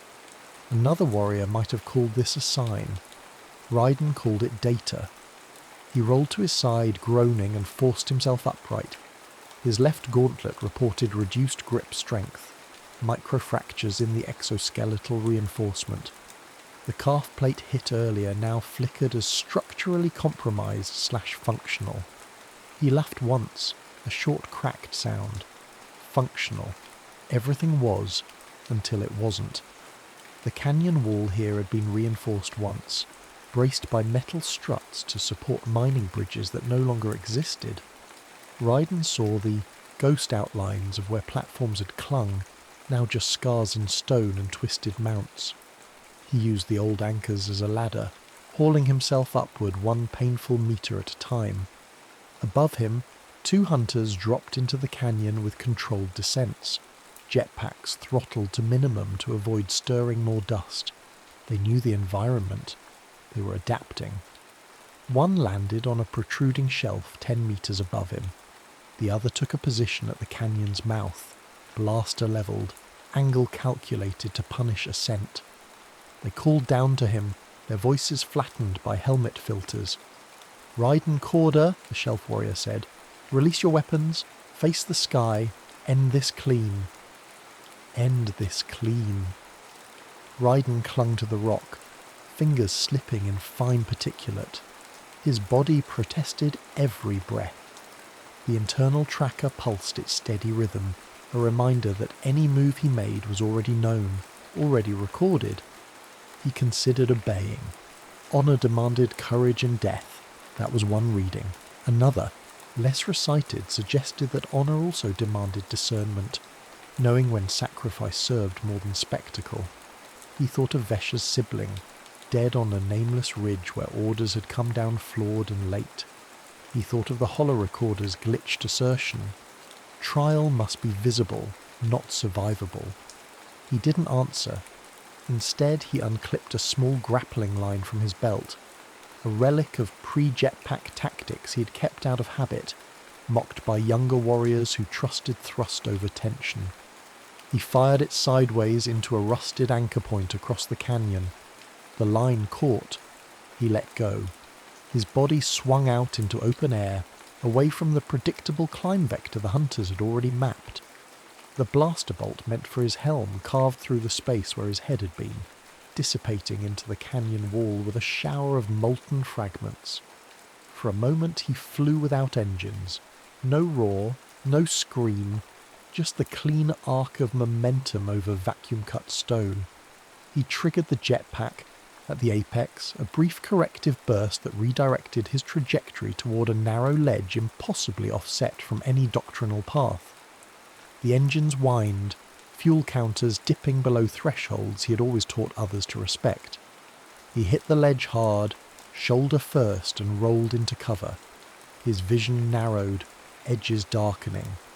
The suppressants finally reasserted themselves, flattening the pain into a dull, traitorous distance. Above, the hunters adjusted again. Non-sanctioned equipment, one muttered on an unsecured band, surprised but not impressed. Old tactics, desperate. Ryden smiled despite himself. Old tactics were the ones that predated shared telemetry and ritualized hunts. Old tactics had been designed for uncertainty. He checked the holo recorder one more time. The new fragment had cached during his fall, piggybacking on a burst of clan communication he had not consciously requested. Public execution parameters met. Trial broadcast windows. Confirmed. No extraction contingencies authorized. He froze the playback, mind parsing the implications with the same calm he had once brought to battlefield maps. There were no extraction contingencies. Not if he collapsed. Not if he surrendered. Not if he proved his innocence with evidence so irrefutable even the most rigid elder could not ignore it. The trial was not a test with pass and fail conditions. It was an erasure protocol. The hunters were not here to judge his actions. They were here to ensure that by dawn there would be nothing left of Redline Corda but a story that served the creed. He looked toward the distant outline of the dead city, its broken towers barely visible through the canyon's slit of sky. The formation above still guided him in that direction, every pressure, every gap, every mistake in their coverage conspiring to push him toward those ruins, toward a stage. He understood then, not as a suspicion but as architecture, that the trial had been constructed backwards. First came the outcome, a disgraced warrior dead at dawn, honour satisfied, questions buried. Only afterward had they arranged the ritual, the location, the language. He was not being hunted for what he had done on some distant battlefield. He was being used to seal what they had decided must never be spoken about that day. His survival, if he achieved it, would not clear his name. It would expose theirs. Ryden drew a slow breath, feeling the filters taste the metallic dust, hearing the faint rattle in his chest where impact had bruised bone beneath plating. His fuel levels hovered at an uncomfortably narrow margin. His range-finding flickered, uncertain, as radiation pockets toyed with his depth perception. The creed he'd carried inside him for years pressed against all of that data, demanding compliance, demanding a clean end. He let the pressure sit there. Then, quietly, he stepped away from it. He keyed his visor to a low-power narrowcast, banned and spoke, not to the elders, not to the hunters, but to his own armor's recorder. "Carthax Minor," he said, voice rough. "Trial of Redline Corda. No extraction contingencies. Outcome predetermined." He tagged the message with autonomous broadcast conditions. Not for now, not for these frequencies, but for any Mandalorian signal net that might still be listening when structures began to fail. If he reached the dead city, he would be walking into a trap. If he refused to go, they would box him in and finish the job on unbroken rock. Either way, by dawn, the creed would have its spectacle. The only variable left to him was what else dawn might reveal. He pushed himself upright, favouring his injured leg, and chose the direction the hunters wanted least for him to take. He headed straight for the ruins. The dead city did not rise from the ground so much as it failed to remain buried. Ryden crossed the last stretch of open basalt as the terrain subtly shifted beneath his boots, gravity thinning just enough to unsettle long-trained reflexes. The ruins at the Terminator's edge were not monolithic towers in the heroic sense. They were industrial remnants, support pylons stripped of purpose, transit rails hanging in long arcs between nothing and nothing, habitation shells crushed inward as if the moon had exhaled and never inhaled again. The city had not been destroyed. It had been abandoned mid-function. That, more than scorched stone or radiation scars, marked it as useful. Ryden entered through a fractured access corridor once wide enough for ore haulers. Now it narrowed into a choke of twisted metal and regolith. His armour scraped constantly, telemetry flickering as radiation pockets surged and fell like erratic tides. The internal tracker pulsed faster here, not because it had changed, but because the silence made it louder. Above, jetpack signatures flared and vanished as the hunters took up positions among the ruins. They did not follow him directly inside. They did not need to. The city itself had already reduced his options. Collapsed spires formed vertical mazes. Hanging rails cut sightlines into unpredictable segments. Every open space was overlooked by at least one skeletal structure that could hide a marksman, a sensor node, or nothing at all. The architecture favoured those who waited. Raiden moved anyway. He moved because stopping meant becoming legible. He cut through a derelict habitation dome whose inner walls still bore faded warning glyphs, radiation advisories, evacuation arrows pointing nowhere useful. The floor was layered with debris fine enough to betray footfalls but thick enough to muffle sound. He altered his gait, distributing weight unevenly, breaking the rhythm his own systems would otherwise encode. A blaster bolt punched through the dome's outer skin where his head had been a second earlier. The impact blew a fist-sized hole to vacuum, pressure equalizing with a scream of escaping dust. The hunters were tightening their perimeter, not rushing. They had learned. Raiden ducked through a maintenance shaft, climbing a ladder whose rungs had been eaten thin by corrosion. Halfway up, the ladder gave way. He fell only a metre before catching himself, but the impact jarred his injured leg hard enough to elicit a spike of white-hot pain that briefly overwhelmed the suppressants. He hung there, breath ragged, visor dimming automatically to compensate for dilation. In that suspended moment, between ascent and fall, between flight and collapse, he felt the full weight of the trial's design. The dead city was not chosen randomly. It was a convergence point. Every possible path through it forced close quarters. Jetpacks lost dominance here. Long-range weapons lost certainty.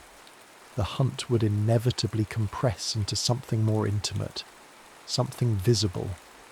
He hauled himself up and rolled onto the next level, emerging into a plaza that had once been a loading nexus. Cranes lay, toppled like felled beasts. The ground sloped gently toward a central depression where a massive excavation shaft plunged into darkness. Old mining charges lay buried beneath the plaza. His HUD flagged faint signatures, residual power cells dormant but intact, mapped poorly by modern standards because no one bothered to teach this history anymore. The creed preferred forgetting. A jetpack ignited behind him, too close for ceremony. Raiden spun as a warrior landed hard, knees flexing to absorb the low gravity. Champion markings glinted dull red in the weak light. Vesha Krizev rose from the landing crouch with practiced economy, Beskad already in hand. Her visor angled toward him, assessing not just his stance but the micro-delays in his movements. She had trained with him long enough to read the tells he no longer tried to hide. "You came," she said. No anger, no triumph, just confirmation. "They pushed," Raiden replied, keeping his blaster lowered. "Same as you." She did not deny it. Around them, shapes moved among the ruins. Other champions taking positions, their presence felt more than seen. They were forming an arena out of negative space, leaving the plaza open not by accident, but by agreement. The trial was narrowing. "You should have died earlier," Vesha said. "Cleanly. That was the mercy." Raiden laughed, a dry sound that scraped his throat. "Mercy," he repeated. "Is that what this is?" Her grip tightened on the Beskad. "It's what keeps us whole." He took a step closer, boots crunching softly on debris. "You've heard the recordings." A pause, fractional but real. "Yes," she said. The word landed heavier than any blow. Raiden felt something inside him loosen. Not relief, but the last frayed strand of hope that this was all a misunderstanding waiting to be corrected. Then why? He asked genuinely. Vesha's helmet tilted, almost imperceptibly. When she spoke again, her voice carried the strain of something held too long under pressure. "If you live," she said, "the story breaks." The plaza groaned beneath them as a subsurface tremor rippled outward from the excavation shaft. Dust lifted in slow, drifting clouds, turning the air granular and thick. "You think truth destroys us?" Raiden asked. "No," she said. "I think debate does." She advanced then, and the duel began. There was no jetpack burst, no opening flourish. Both of them knew better. In the dead city, verticality was a trap. They circled instead, boots sliding on grit, blades raised in mirrored guards they had practiced 100 times. Their first exchange was brutally economical. Beskar met Beskar, sparks flying as hardened edges bit and skidded. Raiden felt the vibration run up his arm into his shoulder, aggravating the earlier impact injury. Vesha pressed the advantage immediately, driving him backward toward the plaza's depression. He disengaged with a twist, switching hands mid-motion in a maneuver the Creed explicitly discouraged.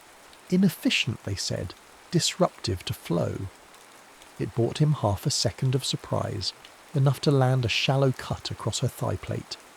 She grunted, more in irritation than pain, and came at him harder. They fought in close quarters now, bodies colliding, armour scraping, breath loud in their helmets.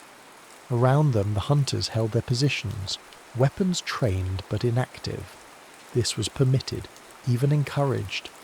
The Creed valued symbolic resolution. Between strikes, words slipped out. "They'll fracture if you survive," Vesha said, parrying a low sweep. "Clans will argue. Old wounds reopen." "They should," Raiden shot back, catching her wrist and twisting. "We're not whole. We're sealed." She broke free with a knee to his midsection that knocked the breath from him. He staggered, barely regaining footing at the plaza's edge. Her next strike disarmed him. His Beskar clattered across stones, skidding to rest near the excavation, shaft's lip. Silence stretched. Vesha held her blade at his throat. The pressure was real, calibrated to cut if she leaned forward even a fraction. Around them, dawn's first light began to creep over the horizon, pale and unforgiving. Long shadows stretched across the ruins, making every figure taller, more accusatory. "You could end this," she said quietly. "Let it be clean. Let your death mean something." Raiden looked past her, at the hunters ringed among the ruins, at the banners stitched into their armour, at the internal tracker's steady pulse reminding him that even now every heartbeat was being archived. "My death already means something," he said, "just not what you think." She hesitated, not because she doubted the truth, but because she understood it too well. "If you live," she said again, voice breaking this time. "My sibling died for a lie that couldn't survive daylight." The plaza shuddered violently as another tremor rolled through, closer now. Warning glyphs flared across Raiden's visor, subsurface instability/escalating. He met her gaze through Beskar and lenses and years of shared doctrine. "Then let it break," he said. For a heartbeat he thought she might lower the blade. Instead, she stepped back and raised her voice, letting it carry across the plaza and into the ruins beyond. "He knows," she called out, "and he still refuses." Torvelk emerged from the shadows then, his armour pristine, unmarked by dust or combat. He moved with the assurance of someone who had never needed to run here. "The sun rises," Velk said. "The trial concludes." Raiden stood unarmed at the edge of a city built to forget, surrounded by warriors who knew the truth and had chosen cohesion over correctness. Dawn broke fully over Carthax Minor, thin light spilling across broken stone. The zenith had passed. What followed would not be decided by skill, it would be decided by consequence. Torvelk did not raise his voice. He did not need to. Authority, when long practiced, travelled without effort. Raiden Korda, he said, stepping into the open plaza as if the ruins themselves had parted for him. By the creed, and by the consensus of the clans, the trial has reached its terminus. You have been tested. You have resisted. You have failed to submit. Velk gestured once. The hunters tightened their ring. No weapons were fired. That would have cheapened the moment. Blasters stayed trained but idle. Jetpacks remained silent. The plaza became still in the particular way that only coordinated violence could achieve, a quiet so complete it felt rehearsed. Raiden stood at the edge of the excavation shaft, the cold draught rising from its depths tugging faintly at his armour seals. Dawn light washed over the ruins, stripping away the last illusions of night. Everything here was exposed now. Fractures in stone, corrosion in metal, the wear patterns of a city that had not been designed to last forever. Neither had the Creed, he realised. It had just been pretending better. You were accused of betrayal, Velk continued, his tone instructional, as if addressing a chamber rather than a man. You were given the chance to demonstrate worth through survival. You chose resistance over acceptance. Raiden laughed again, softer this time. You never planned to let me accept anything. A murmur rippled through the hunters, subtle, quickly suppressed. Velk's visor angled slightly, acknowledging the sound without conceding ground. Acceptance, Velk said, is demonstrated by obedience. There it was, a clean line, the blade beneath the language.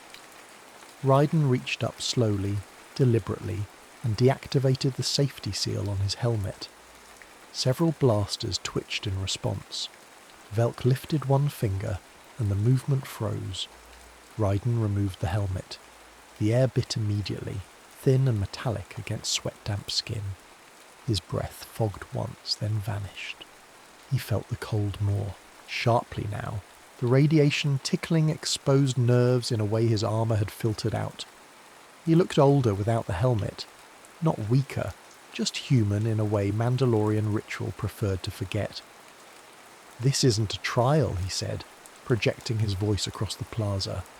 It's a deletion. Velk stepped closer. You mistake procedure for malice. Raiden shook his head. I mistake silence for rot. He reached down and activated the holo-recorder, holding it up where every visor could see the cracked casing, the blinking indicator that signalled cached data still waiting to be released. This contains the order that killed Vesha's sibling, he said, not looking at her. It contains your authorization codes, Torvelk. It contains proof that the trial was constructed to bury a decision that should have been answered for. Velk didn't deny it. Instead, he spread his hand slightly, palms open in a gesture that mimicked concession without offering any. Even if true, Velk said, what do you think happens next? The question was genuine, not mocking, curious. Raiden hesitated, not because he did not know the answer, but because saying it aloud would make it real. The clans argue, he said finally. They fracture. They decide whether honour means obedience or responsibility. Velk nodded. Exactly. He stepped closer still, boots crunching softly on debris until only a few meters separated them. And while they argue, Velk went on, our enemies do not pause. They do not care about moral precision. They care that Mandalore stands or falls. Raiden met his gaze. So you kill truth to preserve shape. We preserve continuity, Velk replied. Shape survives. Truth can be rebuilt later. Raiden felt the lie in that statement settle over the plaza like dust. Truth, once erased, did not rebuild itself. It had to be excavated, and the Creed had grown very skilled at filling holes. Velk raised his hand again. End it, he said calmly. The hunters moved then, closing the distance in synchronized steps. No rush, no chaos. This was the final motion of a ritual designed to appear inevitable. Raiden's hand tightened around the holorecorder. He thumbed the release, not the broadcast, something older. The ground lurched violently as ancient mining charges awakened beneath the plaza. Not all at once, not catastrophically, but in a cascading sequence of controlled failures. The dead city groaned, structures shedding debris as if shrugging off a long-held burden. Warning glyphs erupted across visors throughout the ruins. "Subsurface collapse," someone shouted. The hunters broke formation instinctively, training warring with survival as they adjusted to the sudden instability. Jetpacks ignited, not ceremonially now, but urgently, thrust vectors jagged as pilots fought to gain altitude amid falling stone. Raiden moved. He didn't run. He limped, favouring his injured leg, heading not away from the shaft but along its rim. The excavation's edge began to crumble, slabs of basalt shearing off and vanishing into darkness. Torvelk stumbled as the ground shifted beneath him, his pristine armour suddenly irrelevant against physics that did not respect tradition. Raiden caught him by the forearm, not out of mercy but necessity, and hauled him back from the collapsing edge. Velk stared at him, shock briefly visible even through the visor. "You won't kill me," Velk said, realization dawning. "You want me seen." Raiden nodded. "Alive."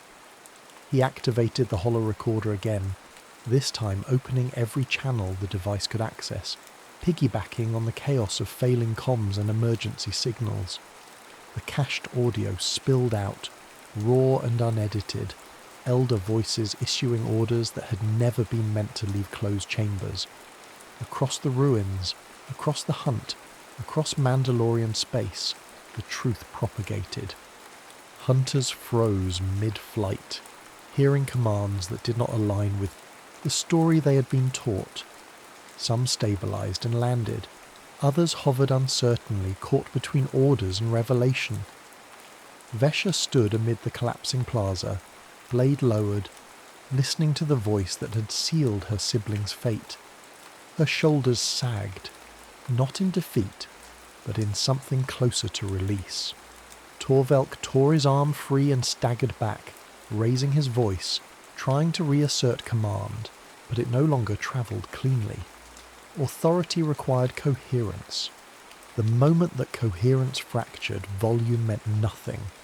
The city continued to fail around them, not explosively but relentlessly. Platforms collapsed, rails snapped. The excavation shaft widened as its supports gave way. Raiden backed away from the centre of it all, helmet still off, face set not in triumph, but exhaustion. He had not won. He had made the system visible.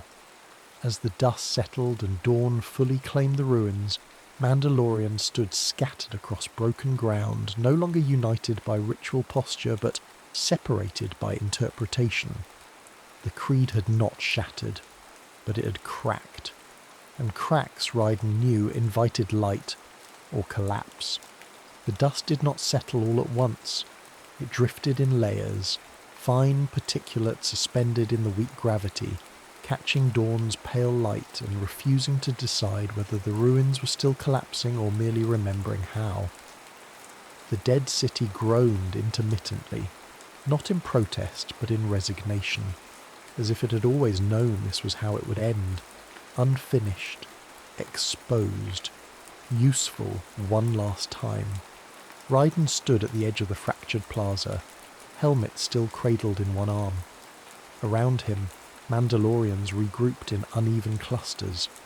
Some reactivated jetpacks and lifted to safer perches, watching the destruction below with the distance of professionals reassessing terrain. Others remained grounded, blades lowered, bodies angled not toward Raiden or Torvelk but toward one another. The hunt had ended. What replaced it did not have a name. Torvelk knelt where the ground had finally stabilized, one gauntlet braced against a slab of fallen stone. His armour bore its first scars, scratches, dents, dust worked into seams that would never fully polish out. He looked smaller now, not because his body had changed, but because the geometry of authority had. Raiden did not approach him. That was the final refusal. Velk rose slowly, surveying the fractured plaza, and the warriors watching him with expressions that range from anger to confusion to something closer to grief. "This is disorder," Velk said, voice carrying but no longer commanding. "You've traded certainty for noise." Raiden answered without turning. "No, I've traded silence for responsibility." Vesha Krisev stood apart from both of them, blade sheathed, shoulders slumped beneath the weight of armour that suddenly felt ceremonial rather than essential. She had removed her helmet as well. Her face was streaked with dust and something darker where tears had cut through grime she had not realised was there. The voice from the holo recorder echoed again in her memory. Calm, procedural, condemning. The order that had killed her sibling had not been angry. It had not even been cruel. It had been efficient.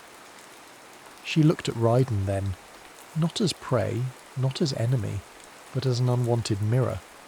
"You didn't fix anything," she said hoarsely. He met her gaze. "No." She nodded once, a short, brutal acknowledgement. "Good. I don't think we deserve fixes." Around them, arguments began, not shouted, not unified, but fractured into dozens of low-voiced disputes as hunters compared recordings, cross-checked orders, replayed moments they had accepted without question only hours earlier. Some demanded Velk's immediate arrest. Others demanded Raiden's execution regardless of evidence. A few stood silent, helmets still on, as if waiting for a command that did not arrive. Mandalore had always been loud in war. It had never learned how to be loud in uncertainty. Raiden felt the internal tracker pulse one last time. He reached up and disabled it. The silence that followed was profound, not because sound vanished, but because for the first time since the trial began, nothing was measuring him. No telemetry, no ritualized gaze, no expectation of performance.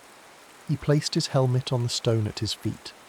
The sigil etched into its brow caught the light briefly, then dulled as dust drifted over it. A marker of clan, of belonging, of a story that no longer fit the man standing beside it. Velk noticed the gesture and stiffened. "You walk away now," he said, incredulous, "after doing all this." Raiden finally turned. "I didn't come to lead," he said. "I came to stop being erased." "You'll be unclaimed," Velk warned, unarmoured by belief. "No clan will—" "I know." Raiden lifted the helmet once more, then set it back down with deliberate care, as if returning a borrowed tool. He activated his jetpack, not at full power, not in defiance, but with a controlled, measured burn that lifted him cleanly above the fractured plaza. No one fired. No one tried to stop him. As he rose, the arguments below grew sharper, more urgent. The creed, exposed to light and disagreement, strained against its own rigidity. Some would retreat into stricter interpretations. Others would demand reform. None of it would be clean. None of it would be quick. That was not his work anymore. Raiden crested a ridge overlooking the dead city and cut thrust, landing on solid basalt untouched by the collapse. From here, the ruins looked smaller, still dangerous, still broken, but no longer absolute. Behind him, Mandalorians argued over honour beneath a dawn that offered no guidance. He looked once more at the sky, thin and grey and utterly indifferent. "If survival is heresy," he muttered, more to himself than to any creed that might be listening, then Mandalore has forgotten why it learned to fight. He ignited the jetpack again and vanished into the pale horizon, not a martyr, not a champion, but something far more disruptive. A survivor who no longer needed permission,